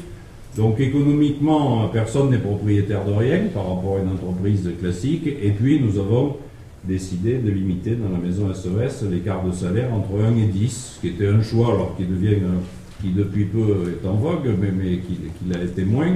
L'idée était de considérer que dans ce secteur et dans nos métiers, 1 à 10, sans doute 1 à 12, parce qu'un certain nombre de chefs de service dans nos hôpitaux sont un peu au-delà de 10, mais globalement qu'on pouvait gérer une entreprise avec des écarts de salaire de 1 à 10. Donc ça c'était le sujet. Sur le mode de gestion, l'idée c'est que nous ne sommes bons sur aucun des sujets, ni l'économique, ni l'écologique, ni le social, parce qu'on essaie en permanence d'être le moins mauvais possible sur chacun de ces 3 sujets. Et donc effectivement, le sentiment c'est que nous ne sommes sans doute très bons en rien, mais nous essayons d'améliorer en permanence ces 3 sujets. C'est-à-dire qu'un entrepreneur social, c'est un entrepreneur qui, au-delà de l'aspect économique, qui est un sujet majeur, si on doit payer 10 000 personnes à la fin de chaque mois, évidemment l'économique est essentiel, mais il y a aussi l'impact environnemental des décisions qu'on prend, et il y a aussi l'impact social, c'est-à-dire que on ne peut pas s'autoriser à avoir des salaires, des temps partiels imposés, qu'un certain nombre de règles sur le fonctionnement de la maison sont impossibles. C'est-à-dire que si on fabrique des chaussures de sport et qu'on utilise des matériaux recyclés, c'est extrêmement sympa. Si on les fait fabriquer par des enfants dans une usine chinoise, je ne sais pas ce que ça produit en CO2, mais de mon point de vue, je vais dire que le dispositif est simplement partiellement atteint. Je crois que l'idée majeure est quand même de dire que si on s'est trompé, si ça ne va pas assez vite, c'est qu'il ne suffit pas de donner une priorité absolue à l'un des 3 piliers, qu'il soit économique, environnemental ou social. Il faut pouvoir avancer en même temps sur ces 3 piliers, au risque de ne pas être de n'être pas excellent sur chacun d'entre eux, mais la réalité est faite de choses complexes. Quand on dirige une entreprise, quelle que soit la taille de l'entreprise, on passe sa journée à prendre des décisions qui sont les moins mauvaises. Si on avait la chance si on essaie de prendre les meilleures, on a une chance sur 2 de se casser la gueule. Enfin, en tout cas, moi, j'arbitre tous les jours entre des solutions moyennes plus, moyennes moins, et évidemment qui ont comme caractéristique de mécontenter 1, 2 ou 3 tiers de la maison, parce que nos jusqu'au boutistes de l'écologie me disent que je n'ai pas été assez loin, que le service financier me dit encore une ânerie qui va nous coûter cher, et que quand je croise les syndicats, on me dit vos histoires c'est très sympa, mais nous on devrait parler de salaire et cohésion collective, et vous perdez du temps avec des poubelles pour recycler, ou des Prius machin, et vous feriez mieux de vous concentrer sur la convention collective et le statut des salariés. Donc c'est un peu ça le dispositif, en tout cas du groupe SOS. Alors comme le groupe SOS est parfaitement économie sociale, et qu'en même temps je trouve économie sociale c'est statutaire, hein. L'économie sociale sont les associations, les mutuelles, les coopératives et les fondations, donc c'est extrêmement clair, on peut se comporter n'importe comment, si on a les statuts on est bon. Donc ça aussi ça m'agaçait un petit peu, parce que je sais bien que les statuts ne font pas la vertu. J'ai croisé dans mes vies précédentes des associations de malfaiteurs, et je croise tous les jours des PME parfaitement exemplaires avec un patron qui se débat, qui ne se pose pas la question de savoir s'il doit limiter son salaire entre 1 à 10 ou 1 à 20 parce qu'il est de 1 à 4, et qu'en général il se verse au salaire quand il a fini de payer tout le monde. Donc l'idée que la vertu soit statutaire nous posait un peu de problème et on a créé ce mouvement des entrepreneurs sociaux avec une idée simple, plutôt que de comparer nos statuts, comparons nos pratiques. D'abord, apprenons à les mesurer, parce qu'effectivement, CO2, c'est facile, enfin, c'est ce qu'il y a de plus évident. Par contre, les pratiques sociales, économiques dans une entreprise, alors certes, les portes ont été ouvertes par Ferron ou par Nota, mais c'est pas encore tout à fait mesurer l'impact de social return on investment, comme disent les universités de par le monde, c'est pas encore tout à fait ça. Et pourtant, nous devons essayer de mesurer et de mettre des règles, parce que ce qui est important, c'est au fond plus les pratiques dans l'entreprise que les statuts de celle-ci. Pourquoi des métiers différents? Parce que évidemment, il y a 2 ans, on s'est lancé dans la finance. Parce que ça nous agaçait un peu d'entendre dire les entrepreneurs sont devenus formidables. Donc pendant les 25 années d'avant, on nous a dit les entrepreneurs sont un ramassis d'arrivistes, égoïstes, etc. Donc on a fait de l'entrepreneuriat. Il y a 2 ans, au moment où la finance était vouée aux gémonies, on a dit on va faire aussi de la finance parce que un entrepreneur sans financier, ça ne va pas très loin. Et que la question n'est pas que la finance est un ennemi, pardon, c'est plutôt de considérer que des pratiques financières sont à exclure et d'autres sont à promouvoir. Il existe des finances responsables, il existe un baromètre de la finance solidaire, il existe des banques coopératives qui se réunissent la semaine prochaine dans toute l'Europe, qui ont des pratiques différentes, là aussi, indépendamment de leur statut. Et donc la question est plus de dire il n'y a pas de bon et de mauvais statut, de bon ou de mauvais métier, c'est plutôt la manière dont on le pratique, avec systématiquement des difficultés pour avancer sur ces 3 sujets, parce que la période est extrêmement difficile pour tout le monde. Gérer un hôpital aujourd'hui, je vous assure que ça nécessite des économistes de haut niveau, des informaticiens de grande qualité, au-delà de l'équipe médicale. Pour réussir à ne pas perdre d'argent depuis la réforme, il faut être extrêmement précis. Et quand on perd de l'argent avec un hôpital, c'est un million d'euros, ça va très vite et c'est difficile de le rattraper. Donc, nous sommes arrivés sur des logiques qui sont des logiques gestionnaires, parce que ce monde associatif que je connais bien, parce que pour l'avoir contrôlé depuis des fonctions de fonctionnaires dans le passé, avait aussi une certaine légèreté gestionnaire, on va dire, pour ne pas dire médiocrité, qui faisait qu'on avait des valeurs, mais que, après tout, l'équilibre des comptes était un peu relatif, et qu'à partir du moment où on partageait des valeurs, savoir à quel niveau on serait à la fin de l'année était un peu aléatoire, surtout qu'à l'époque, il existait des subventions d'équilibre, et que si on était copains avec les élus locaux, enfin, si on dînait en ville de temps en temps, on réussissait à s'en sortir. Ce monde-là est fini. Je crois que le monde de l'économie sociale et solidaire et l'entrepreneuriat social aujourd'hui, c'est l'idée de faire mieux avec moins. Moi, je ne pense pas qu'on doit opposer la solidarité à la nécessité de dispositifs économiques convenables. Je pense que sur un certain nombre de sujets, nous avons démontré qu'on pouvait faire autrement et que la place de l'usager ou la solidarité, ça n'était pas parce qu'on dépensait plus d'argent public que c'était mieux fait, qu'il fallait mesurer les impacts, qu'il fallait sans arrêt remettre en cause nos pratiques pour les modifier. Là encore, on vient de reprendre un dispositif hospitalier de 2000 salariés. Alors on en parle moins qu'ArcelorMittal, pourtant c'est à côté. Nous avons plus de salariés qu'ArcelorMittal dans cette région. On vient d'éviter une liquidation difficile en reconstruisant des projets hospitaliers, parce que là aussi, le dispositif de soins, il a été créé autour des puits de mine. Les puits sont fermés depuis longtemps, la population elle a changé, elle est extrêmement précarisée. Il faut imaginer un accès aux soins pour une population qui a changé, qui a vieilli, dont les ressources se sont amoindries.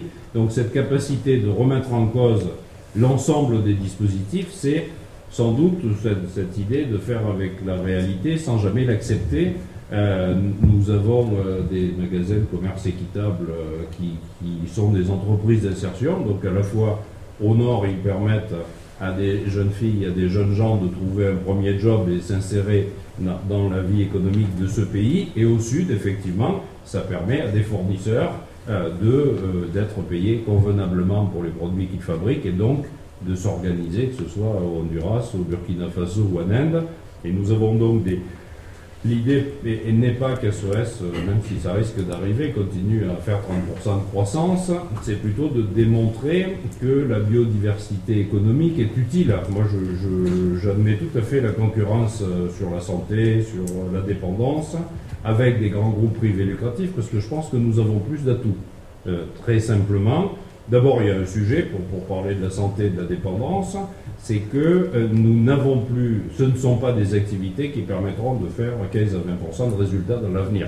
Donc les groupes qui sont nés sur ce dispositif vont devoir revoir leur business plan parce que ça n'est plus possible, et heureusement, parce que l'assurance maladie devient plus économe des cotisations des assurés sociaux, ce qui est plutôt bien, et donc ce sont des modèles économiques qui ne tiendront pas, puisque globalement, ce sont des fonds de pension qui détiennent des sociétés de gestion et qui exigent 15% de rentabilité. Moi, je suis très content quand on fait 8%, mais 5% c'est bien.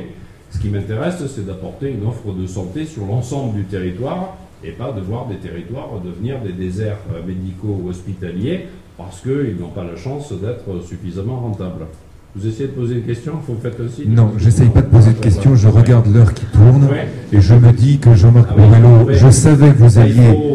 Voilà, donc, mais c'est ce que je fais, c'est à peu près ce que je suis en train de faire. Je pense qu'on va vous retrouver, je suis même sûr qu'on va vous retrouver tout à l'heure.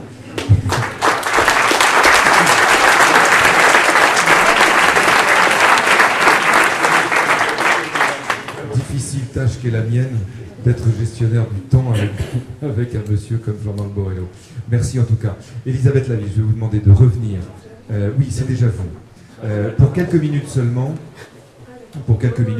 puisque on vous l'a dit, donc Antoine Lemarchand, qui dirige aujourd'hui, qui préside aujourd'hui la société familiale Nature et Découverte, malheureusement ne peut pas être avec nous pour les raisons exposées tout à l'heure.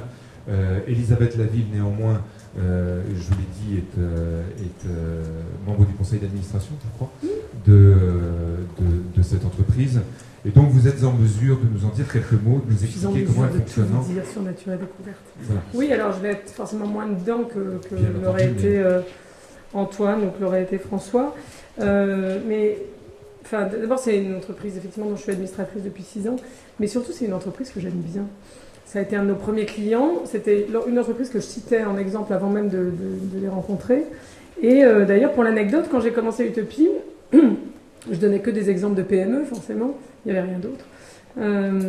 Et à l'époque, les patrons de grands groupes venaient me voir à la fin des conférences en me disant « C'est formidable, Nature et Découverte, tout ça, ce qu'ils font, Body Shop, c'est génial, mais c'est possible parce qu'ils sont 500, etc. Vous comprenez, nous, on est 3 000, 30 000, 300 000, donc ça ne serait pas possible. » Bon.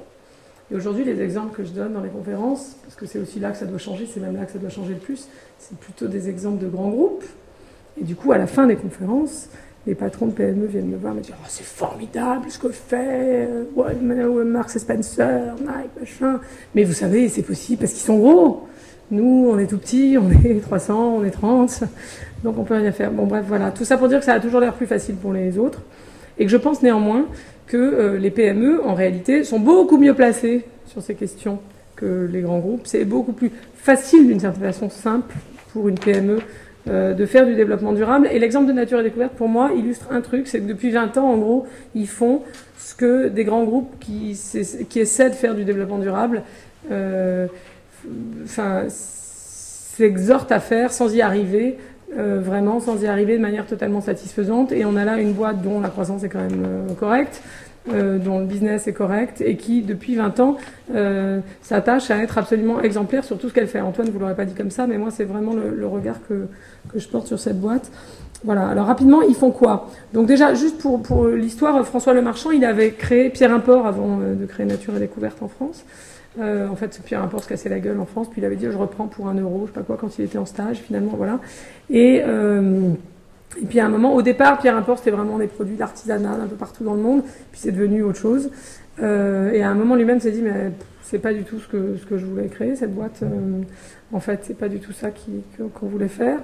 Et donc, il a fait ce que, d'ailleurs, lui-même dit qu'il ne fera plus, c'est-à-dire il a vendu l'entreprise avec, du coup, les gens qui avaient dedans, qui avaient cru au projet qu'il avait, bon, bref. Et puis, il s'est dit, en tout cas, ils ont eu un moment recentrement, ressourcement individuel, et il s'est dit, avec sa femme Françoise, et ils se sont dit, il faut vraiment qu'on fasse un truc qu'on a envie de faire.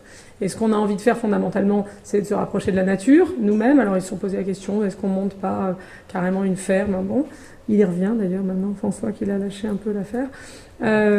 Et puis ils se sont dit, en fait, ce qu'il faudrait, c'est un magasin qui aide les gens à faire ce que nous, on n'arrive pas assez à faire, parce qu'on vit en ville, etc. C'est à se reconnecter à un mode de vie plus proche de la nature. Donc à la fois construire une réussite économique pour montrer qu'une entreprise peut fonctionner différemment, et puis essayer d'avoir finalement de faire un business de ce truc de on voudrait avoir une vie plus proche du monde naturel, plus qualitative, etc. Et ils ont écrit, à l'époque on avait travaillé avec lui là-dessus, c'est comme ça qu'on a commencé à bosser ensemble, une charte qui explique un peu la charte fondatrice de Nature et Découverte, pourquoi l'entreprise existe. Donc là, vous avez l'engagement pour la satisfaction sur les produits, l'engagement pédagogique, l'engagement écologique et l'engagement économique, qui disait bien sûr il faut qu'on marche pour prouver que c'est possible de faire autrement et puis contribuer positivement à la société dans laquelle on vit. Mais donc, vous voyez bien, il n'y a pas que l'engagement économique, et c'est même le dernier. Quelques chiffres clés sur Nature et Découverte aujourd'hui. 80 magasins en France à l'international depuis peu. C'est Antoine, depuis qu'il a repris l'entreprise, a essayé de développer un peu. François avait vraiment pas très envie de ça. Il dit, on s'en fout, devenir plus gros, pourquoi, etc. Bon, bref. Antoine est arrivé avec une vision un petit peu renouvelée sur le sujet. 183 millions d'euros de chiffre d'affaires en 2010, 1200 salariés aujourd'hui, soit un peu plus. Une entreprise qui appartient à 80% à la famille Le Marchand, 12% aux salariés et un petit rataillon au CIC qui leur a fait confiance au départ. 10% des bénéfices nets qui sont reversés chaque année à la fondation d'entreprise Nature et Découverte depuis quasiment toujours. Ils ont donné au total 8 millions d'euros, je crois, depuis le début.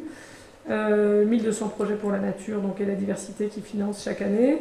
Alors depuis 2 ou 3 ans, il y a en plus la Fondation Le Marchand, qui est la fondation familiale, à laquelle ils reversent 20%, qui possède d'ailleurs une partie de l'entreprise aujourd'hui, et 20% des dividendes qui sont versés chaque année à cette fondation-là, qui fait des choses aussi un peu plus sur le volet social, le lien entre l'homme et la nature, etc.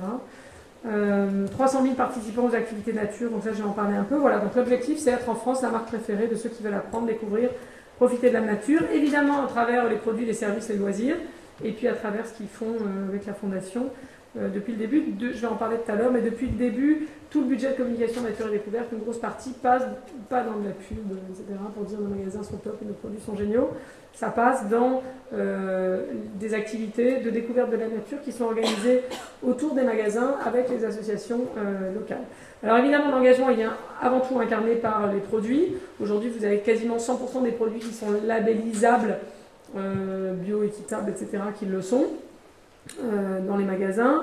Évidemment, dans les magasins aussi, la façon dont les magasins sont conçus, donc ça, je passe, mais il y a vraiment une grosse politique d'éco-conception des magasins depuis toujours. Quasiment 100% des matériaux qui sont utilisés dans les magasins Nature et Découverte sont issus de France et même si possible des environs, selon la région évidemment.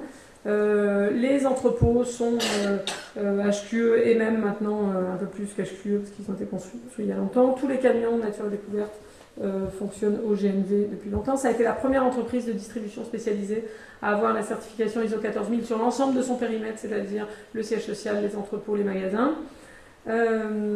Ils sont engagés avec une charte, ils demandent à leurs fournisseurs depuis assez longtemps en fait, de signer un truc qui s'appelle la charte partenariale chez Nature et Découverte qui liste en fait les engagements écologiques, notamment demandés aux fournisseurs. Alors ça va des matières premières qu'on ne veut pas aux matériaux qu'on privilégie. Les fournisseurs signent ça et ça les engage, parce qu'il y a quand même des vérifications qui sont faites chaque année, y compris pour les quelques fournisseurs qui restent en Chine, sachant qu'ils ont des relations avec des entreprises chinoises, alors depuis longtemps, depuis 20 ans, avec des entreprises familiales en Chine de manière assez rigolote, beaucoup.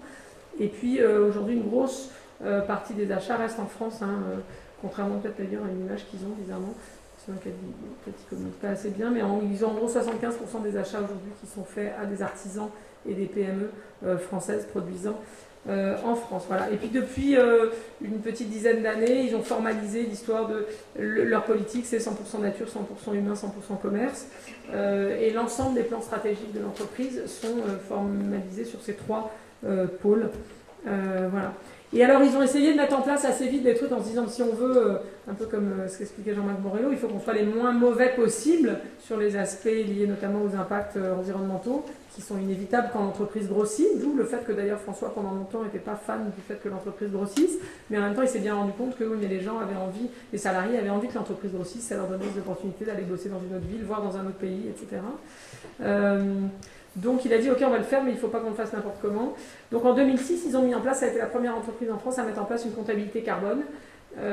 Ça veut dire que l'ensemble des activités dans l'entreprise, et notamment les notes de frais par exemple, vous remplissez la note de frais en euros, mais il faut aussi la remplir en carbone. Ça a un impact de sensibilisation sur les salariés, mais aussi ça permet de piloter en pratique les émissions de CO2 liées aux activités de l'entreprise. Donc ça date de 2006. En 2011, ils ont poussé le truc à faire une comptabilité bois. Ils se sont dit que c'était l'année de la forêt. Et ils se sont dit on va essayer de faire la même chose sur le bois, donc tout ce qu'on utilise comme bois dans les meubles, même s'il vient de France, dans le papier, etc. Essayer de faire la même chose. Ça marche un peu moins bien que le carbone parce que dès qu'on sort de ce qui se mesure facilement, on est sur des trucs quand même. Mais ça tourne quand même. En 2009, on a développé avec eux un truc qui s'appelle IACA, qui est l'information pour l'amélioration continue des articles. C'est un projet en fait qui vise, vous savez, la plupart des fournisseurs de nature et découverte sont des PME. Et l'entreprise voulait leur demander d'améliorer l'impact environnemental de ces produits. Et puis le problème, c'est que ça coûte cher, une analyse de cycle de vie, c'est un outil, mais ça coûte cher pour des PME. Du coup, l'idée, c'est qu'on a développé un petit logiciel en ligne qui permet à n'importe quel fournisseur de nature et découverte, même une entreprise de 2 personnes, d'avoir une ACV simplifiée, en gros, pour faire bref, qui d'ailleurs prend aussi en compte l'impact social, donc à faire. Voilà. Et l'idée, c'est pas un truc de sanction ou de sélection des produits, c'est un outil de dialogue avec les fournisseurs, qui peuvent d'ailleurs aussi l'utiliser pour des produits qui ne vendent pas à nature et découverte. Ça leur fait un outil pas cher pour voir comment optimiser leurs produits. Bon, là, je vous ai mis quelques éléments sur la comptabilité carbone, donc vous aurez les slides. Un aperçu de l'outil de dialogue et d'évaluation de la qualité écologique des produits. IACA. Beaucoup de choses, je disais, donc l'intégralité quasiment du budget, ce qui ne passe pas dans le catalogue, en gros, passe aujourd'hui dans le site web, mais donc l'intégralité, c'est une grosse partie quand même du budget de communication, passe dans toute une série d'activités qui ont pour but de la pédagogie de la nature, donc avec l'idée que si les urbains ne respectent pas la nature, et les humains, j'allais dire les humains et urbains encore plus, mais ne respectent pas la nature, c'est avant tout parce qu'ils ne la connaissent pas, donc il faut d'abord qu'ils la connaissent pour mieux la respecter, et donc pour qu'ils la connaissent, il n'y a pas à tortiller, il faut qu'ils y aillent dans la nature. Donc voilà, donc il y a pas mal de choses. Chaque année, en gros, ils ont 4000, je crois qu'aujourd'hui c'est un peu plus, activités pour les adultes et les enfants, des balades, des randonnées, des stages pour comment cultiver son jardin, son potager, sur son balcon, dans son jardin si vous en avez un, observer les oiseaux, découvrir les étoiles, etc. Et tout ça, organisé le plus souvent avec, donc les gens dans les magasins ont une double casquette, souvent qui est commerçant et naturaliste. C'est les seuls qui engagent des gens qui ont des diplômes qui servent qui n'arrivent pas à trouver du boulot ailleurs. En gros, c'est aussi une responsabilité sociale de l'entreprise. Et du coup, ils les mobilisent avec des associations locales pour organiser toutes ces activités. Donc vous avez, si vous allez sur le site Nature et Découverte, vous avez un calendrier d'activités. Il y en a à peu près tout le temps, tous les week-ends, pour les grands, les petits. Ils organisent aussi des trucs un peu plus ciblés, genre Zanou la Terre, qui est un festival sur 2 jours partout en France pour les enfants. Voilà. Accessoirement, il publie, alors c'était un des tout premiers boulots qu'on a fait avec François après avoir développé la charte, parce qu'une fois qu'on avait formalisé les engagements, on a dit c'est très sympa, mais de toute façon, une fois qu'on a écrit ça, si on fait l'inverse, personne n'ira vérifier. Donc on a dit, bon, bah, comme personne n'y va vérifier, on va vérifier nous-mêmes. Et on a lancé, donc, juste après la charte en 95, je crois que c'était le premier, le bilan arc-en-ciel, qui était le premier rapport de développement durable, littéralement publié par une entreprise en France, en dehors d'économie sociale et solidaire, qui publiait, dans certaines entreprises, avaient publié des bilans sociaux. Voilà, donc, et ça, il continue à le faire, évidemment. C'est une des seules entreprises, alors de cette taille, donc pas très grosse, à le faire encore aujourd'hui, et non cotée, parce que maintenant c'est imposé aux entreprises cotées, mais dans les PME, il n'y en a pas tant que ça, soyons bien clairs. Et puis une touche de militantisme en plus, c'est-à-dire qu'il continue à financer, outre la fondation, dont 10% des résultats, il continue à financer pas mal de choses qui sont, alors ça va, des brochures pédagogiques, les activités pédagogiques, j'en ai parlé, un truc qui s'appelle l'Université de la Terre, qui est fait à l'UNESCO, qui est une série de 2 jours de conférences gratuites, en gros, pour tous ceux qui veulent s'inscrire. C'est tous les 2 ans, sur le lien entre l'homme, nature, économie, etc. La revue Canopée qui est publiée 1 fois par an, qui essaie de faire progresser un certain nombre d'idées sur le sujet. Voilà. Qu'est-ce que ça donne comme résultat? Je vous ai j'avais mis des résultats sur le chiffre d'affaires, tout ça au début, donc je ne vais pas en reparler.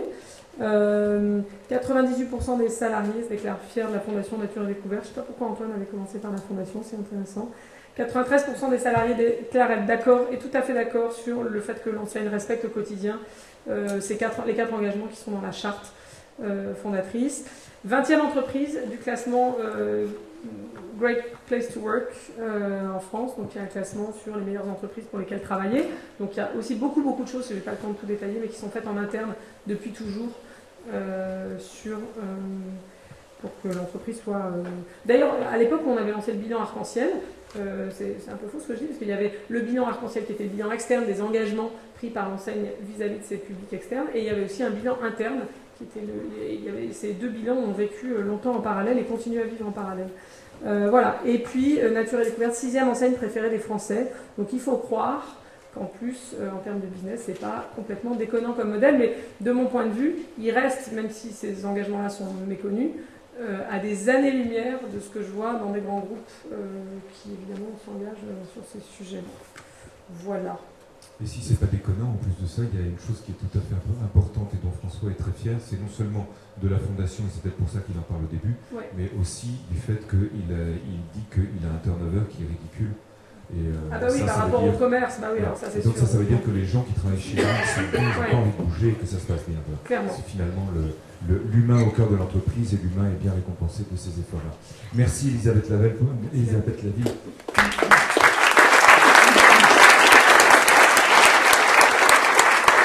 Qui vont prendre la parole ici, puisque vous dites volontiers que vous avez eu 3 vies. Et là, attention, parce que je ne sais pas si c'est pas déconnant, mais en tout cas, c'est la preuve d'un engagement très fort et d'une véritable volonté de votre part. Et vous allez tout comprendre quand je vous aurai dit que Marc Leutz a commencé par être prêtre catholique. Vous avez été docteur en théologie, notamment, avant de vous marier. Pardon ? Grec et russe. Grec et russe, et latine également. Allô ? Si, on vous entend. Avant de vous marier, puis vous avez été... alors il faudrait qu'on y passe plus de temps pour que vous m'expliquiez comment vous avez fait le grand écart, puisque vous avez été conseiller des présidents Delors et Santer à la cellule prospective de la Commission européenne de Bruxelles. Et puis au fil de vos déplacements, vous avez observé la vie, le monde, les entreprises, la vie économique notamment et sociale.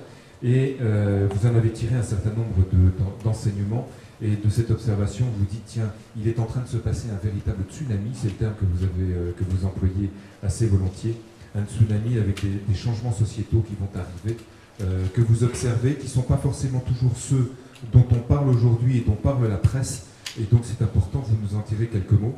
Notamment, vous nous assurez qu'on est en train de quitter un monde industriel pour aller vers une économie du savoir qui se partage. Et vous dites une chose qui est très belle, je ne sais pas si vous la reprendrez tout à l'heure, vous dites l'avantage du savoir, c'est que c'est comme l'amour, ça se partage et plus on en donne, plus on en crée et moins on en perd.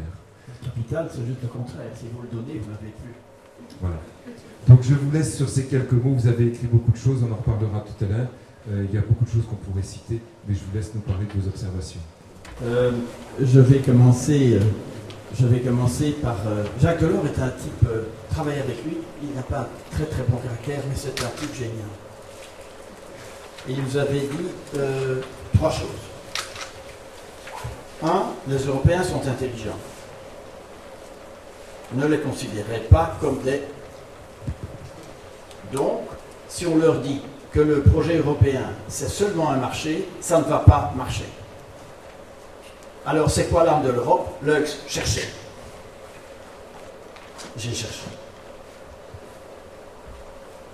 Je vous dirai la réponse. Deuxième chose, l'économie européenne. Vous allez me faire un travail de fond. Vous allez réfléchir à l'économie européenne en 2030. Bon, vous pouvez mobiliser tous ceux que vous voulez dans la commission. On a mis ensemble 60 économistes.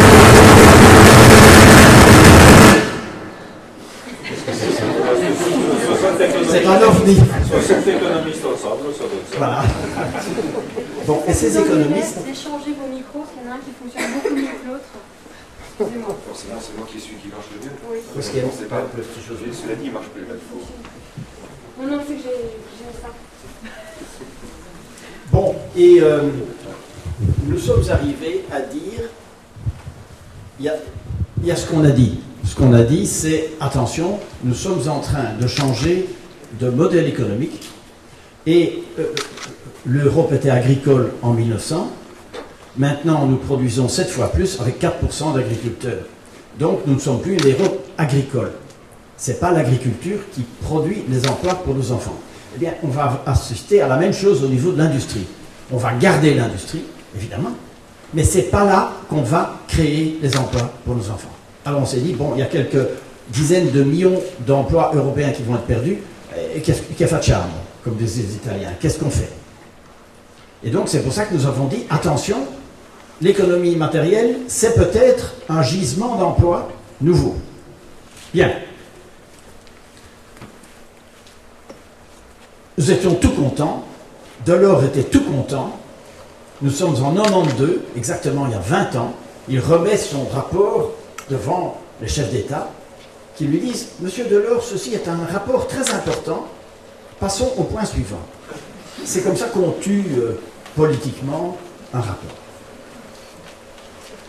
Et depuis 20 ans, personne ne parle plus de l'économie immatérielle, l'économie de la connaissance. C'est une drôle d'histoire, parce que 7 ans après, le gouvernement portugais a dit « Écoutez, on doit créer des emplois, faisons la stratégie de Lisbonne. » Lisbonne au Portugal. Et donc ils ont tous signé, les chefs d'État. Et on a mis quelques dizaines de milliards d'euros sur cette nouvelle politique de l'immatériel. Et le chef d'État rentre chez lui, silence total. En France, en Allemagne, en Belgique, partout. Pas un mot depuis 20 ans. Je ne sais pas pourquoi. Peut-être vous savez.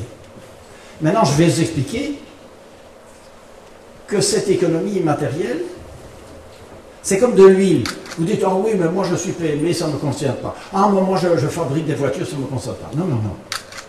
C'est une nouvelle logique. C'est comme de l'huile qui pénètre par les ordinateurs toutes nos entreprises. Et donc nos entreprises sont en train de changer de logique. On va reparler de nature et découverte. On va reparler de Interface aux États-Unis pour montrer quels sont les mécanismes immatériels qui font le succès de ces entreprises, en plus de ce que Elisabeth a dit. Bon. Ça, c'est ce que le livre blanc, le premier, le monde vit actuellement, 92, hein. Le monde vit actuellement une mutation des systèmes de production, d'organisation du travail et des modes de consommation dont les effets sont à terme comparables à ceux de la première révolution industrielle. Cette révolution résulte du développement des technologies de l'information et de la communication. 20 ans. Bon, alors, je ne vais parler que de ça.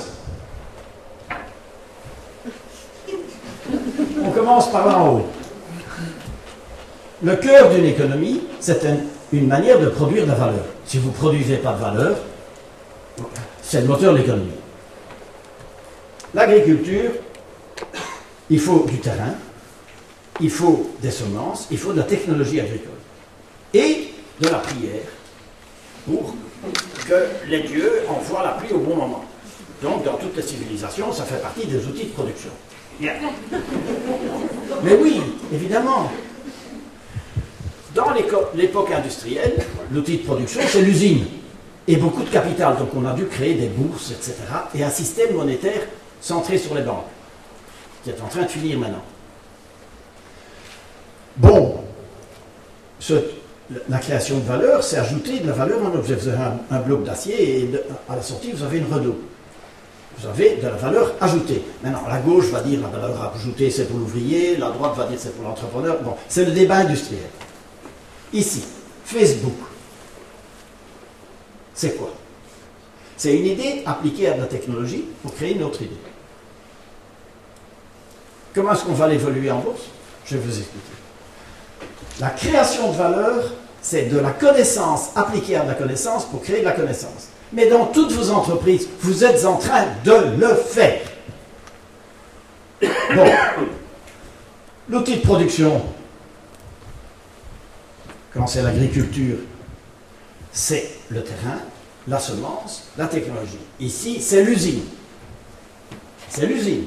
Et donc, si vous mettez des robots et vous liquidez votre personnel, ça continue à tourner. Chez Google, chez Facebook, si les travailleurs qui sont l'outil de production s'en vont, ben Google, il s'arrête. Il ne sait pas continuer à tourner. L'outil de production est la personne humaine. Et la personne humaine doit être créative. Elle crée avec quoi?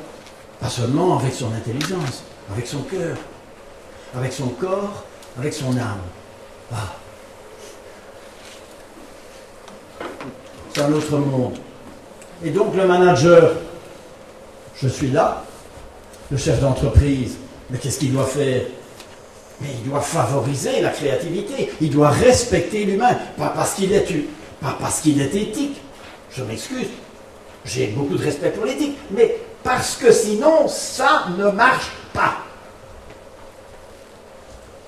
L'outil de travail rentre chez lui tous les soirs. Si vous n'êtes pas gentil avec l'outil de travail, il va travailler chez un autre concurrent. Et donc, du coup, tout le monde parle de RH et de capital humain. Mais c'est parce qu'on a changé d'outil de production. Recentrement sur l'humain. Alors ça, c'est amusant. Dans le scénario positif, par exemple, IBM. IBM était pratiquement foutu en 1993. À 4 titres. Ils ont changé complètement la stratégie d'IBM et ils ont sauvé 400 000 emplois. Chapeau. Qu'est-ce qu'ils ont fait? Dématérialiser. Vous achetez un programme, c'est SAP, les Allemands. Vous payez 500 000 euros. Et puis vous essayez. Chez IBM, vous déchargez votre programme. Free. Vous l'essayez. Free. Vous vous dites, tiens, c'est pas mal. Vous avez une réunion avec votre chef, vos ingénieurs. Vous dites, bon, le programme est bon. Mais, on a quand même quelques questions. Vous téléphonez à IBM qui vous dit, je viens avec plaisir, mais c'est évidemment 5 000 euros par jour pour notre équipe. Et vous payez avec plaisir, parce que vous avez pu choisir le programme et l'essayer. C'est une autre logique. Open source, à moitié, mais c'est beaucoup plus ouvert. SAP est encore le vieux modèle, pour certains aspects. Ici, Apple. Bon, le génie d'Apple, c'est de faire des petites machines qui sont belles et qui sont faciles. Microsoft a copié Apple et a fait Windows. Mais le génie de Apple, c'est de soumettre la machine à l'humain. Vous avez un scénario négatif. Des gens qui utilisent les nouvelles technologies pour manipuler le cerveau humain. On peut en parler, c'est le scénario négatif. Pour moi, il n'y a pas de grand soir. Hein. Attends, il y a des gens qui manipulent déjà maintenant le cerveau humain. Il ne faut pas se faire d'illusions. Ça sont les vrais débats du changement de société. Personne n'en parle. Alors, il n'y a plus de commerce. Je suis désolé. Il n'y a plus de commerce. Pourquoi? Mais parce que si je vous donne l'information, je la garde. Alors les anglo-saxons disent « You cannot have the butter and the money of the butter ». Mais ici, on peut avoir la connaissance et l'argent de la connaissance. On peut la garder, on la garde. Et donc, la connaissance, ça ne fait que se partager. Et c'est comme l'amour. Plus vous en partagez, plus vous êtes dans des réseaux, plus vous en avez. C'est le contraire du capital. Donc, il y a vraiment une inversion de tendance. Ce qui est très difficile pour les entreprises, c'est que les entreprises doivent... Vous savez, les gros Airbus, vous avez 2 pilotes. Mais les 2 volants conduisent l'avion dans la même direction. Ici, le chef d'entreprise, aujourd'hui, il a un volant industriel et un volant post-industriel. C'est ça qui est difficile. Ce sont 2 logiques différentes Et c'est pas toujours facile. Parce qu'on est vraiment en transition. Nous sommes comme entre deux plaques tectoniques.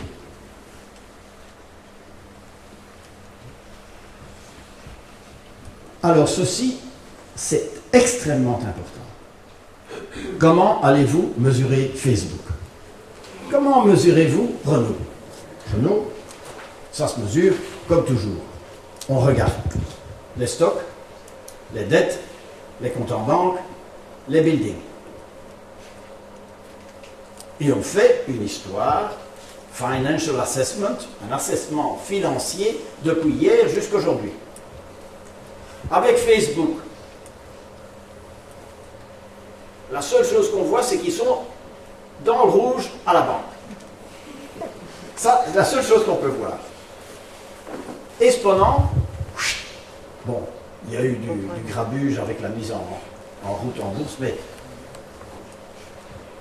on utilise pour Facebook, et de plus en plus pour 50% dans la bourse, dans les bourses internationales, les acquis immatériels. C'est quoi ce bazar? C'est un nouveau concept inventé par un Suédois, Sveiby. Maintenant, il est plus âgé que moi. Sveiby a dit, mais il y a de l'immatériel dans les entreprises. Alors, les acquis immatériels, intangible assets en anglais, au début, c'était la fiabilité du produit. Moi, je préfère voler dans un Airbus que dans une Ilyushin. Ilyushin, c'est moins fiable. Bon.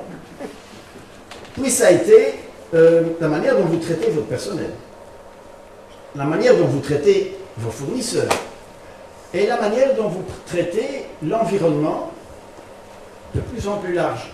Et maintenant, depuis 5 ans, et je suis sûr qu'Elisabeth sera d'accord avec moi, dans les acquis immatériels, ce que vous faites pour l'environnement, sérieusement, hein, faut pas jouer avec la bourse, hein, sérieusement, ce que vous faites pour l'environnement et ce que vous faites pour la cohésion sociale, ça augmente vos acquis immatériels. Votre entreprise, elle est bourrée d'acquis immatériels.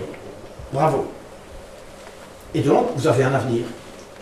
Parce que, comment est-ce qu'on va mesurer Facebook? Eh bien, on dit, dès que vous utilisez les acquis immatériels, ça vous donne une image de l'entreprise à partir d'aujourd'hui, dans le futur.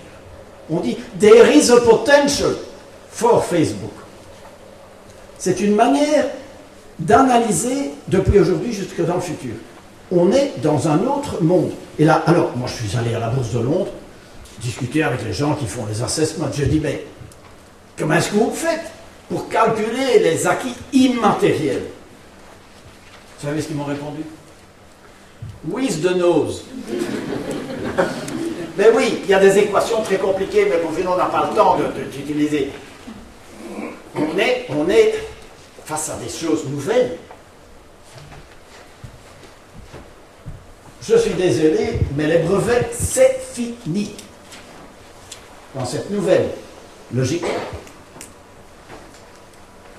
les brevets, c'est fini. Il y en a encore, et on se bat encore, il y a un institut européen des brevets, d'accord. Mais à long terme, c'est évidemment open source qui va gagner. C'est ça qu'IBM a compris, il y a 20 ans. C'est ça que Microsoft n'a pas compris, que Nokia n'a pas compris, et que SAP est en train de ne pas comprendre. Ça coûte très cher. Les pyramides, on est désolé, c'est foutu. Pourquoi? Une pyramide, c'est génial pour faire descendre l'information depuis le haut jusqu'en bas. Mais pour faire remonter l'information, évidemment pas.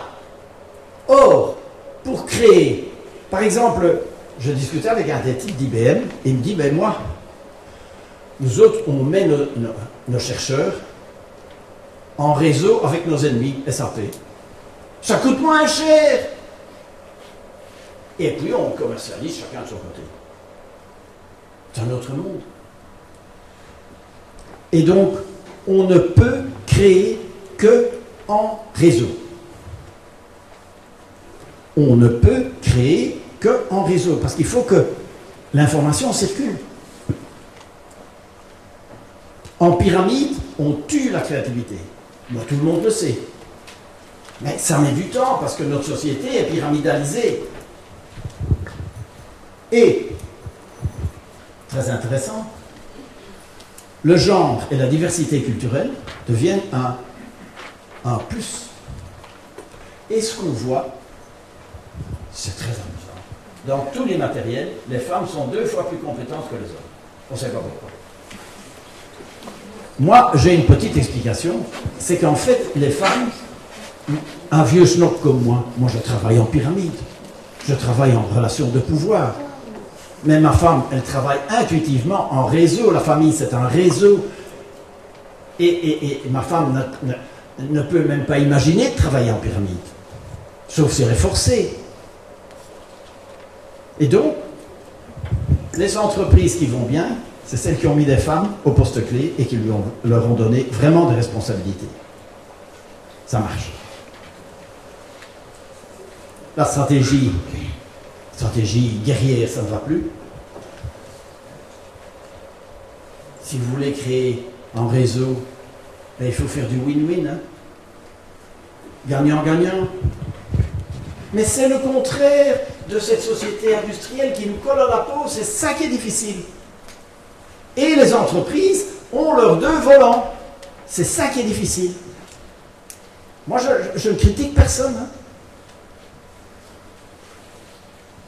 Alors, il y a une très très bonne nouvelle. Une très très bonne nouvelle. Je suis désolé de vous donner des bonnes nouvelles, c'est pas la mode. Mais cette nouvelle société immatérielle, cette nouvelle économie immatérielle, a une croissance qualitative. Pourquoi? Parce que la quantité de connaissances, on s'en fout. Vous faites économie de connaissances sur Google, vous avez 1 million d'entrées, vous n'allez pas les lire. La quantité, vous en foutez. Vous cherchez la qualité. Et donc, ce que monsieur fait avec SOS, c'est de la croissance qualitative, beaucoup plus que quantitative. Ce que Nature et Découverte fait. Mais Nature et Découverte est en train de... Où est-ce qu'ils sont, eux? Eh bien, ils font des acquis à chaque objet. Vous ne l'avez pas dit, mais chaque petit objet que Nature et Découverte vend, il y a un petit livre. Il y a un petit livre qui explique. Ils attachent de la connaissance à chaque objet. Donc, ils sont un pied. Oui, il y a des camions qui font circuler des objets. Mais ils vendent d'une autre manière. Ils vendent de la connaissance. Et vous savez que vous payez plus cher que si vous achetez un produit chez Carrefour. Mais vous achetez de la connaissance et vous achetez du temps du vendeur qui vous consacre du temps pour vous expliquer le sens de votre projet, de votre objet par rapport à votre projet de vie. Waouh! Ça fait sens. Et donc, Nature et Découverte est porteur de sens.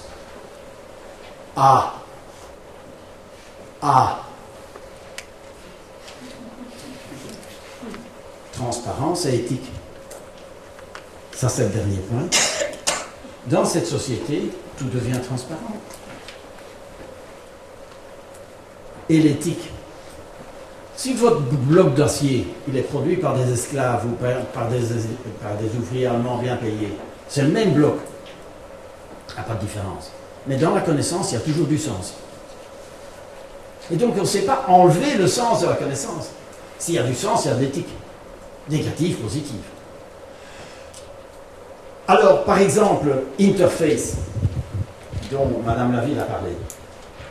Mais Interface. Moi, j'ai parlé avec le chef d'Interface.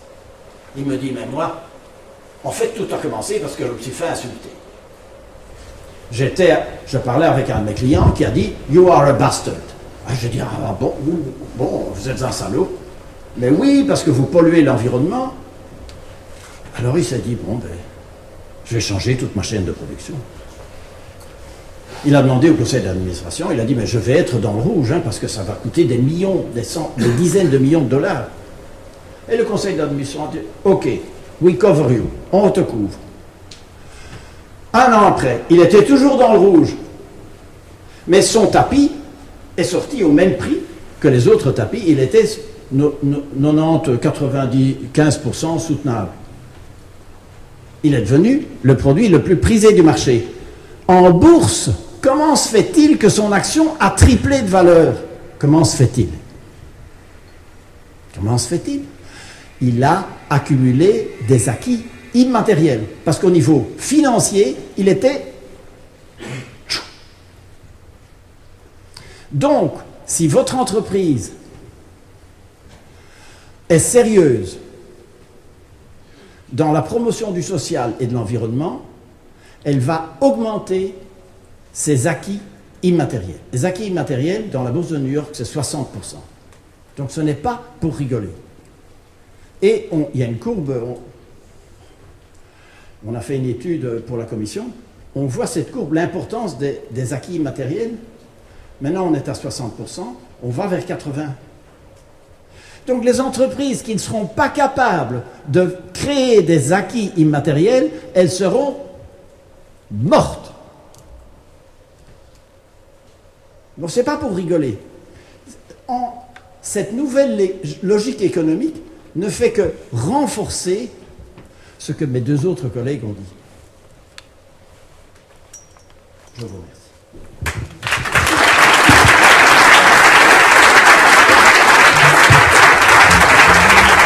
Merci.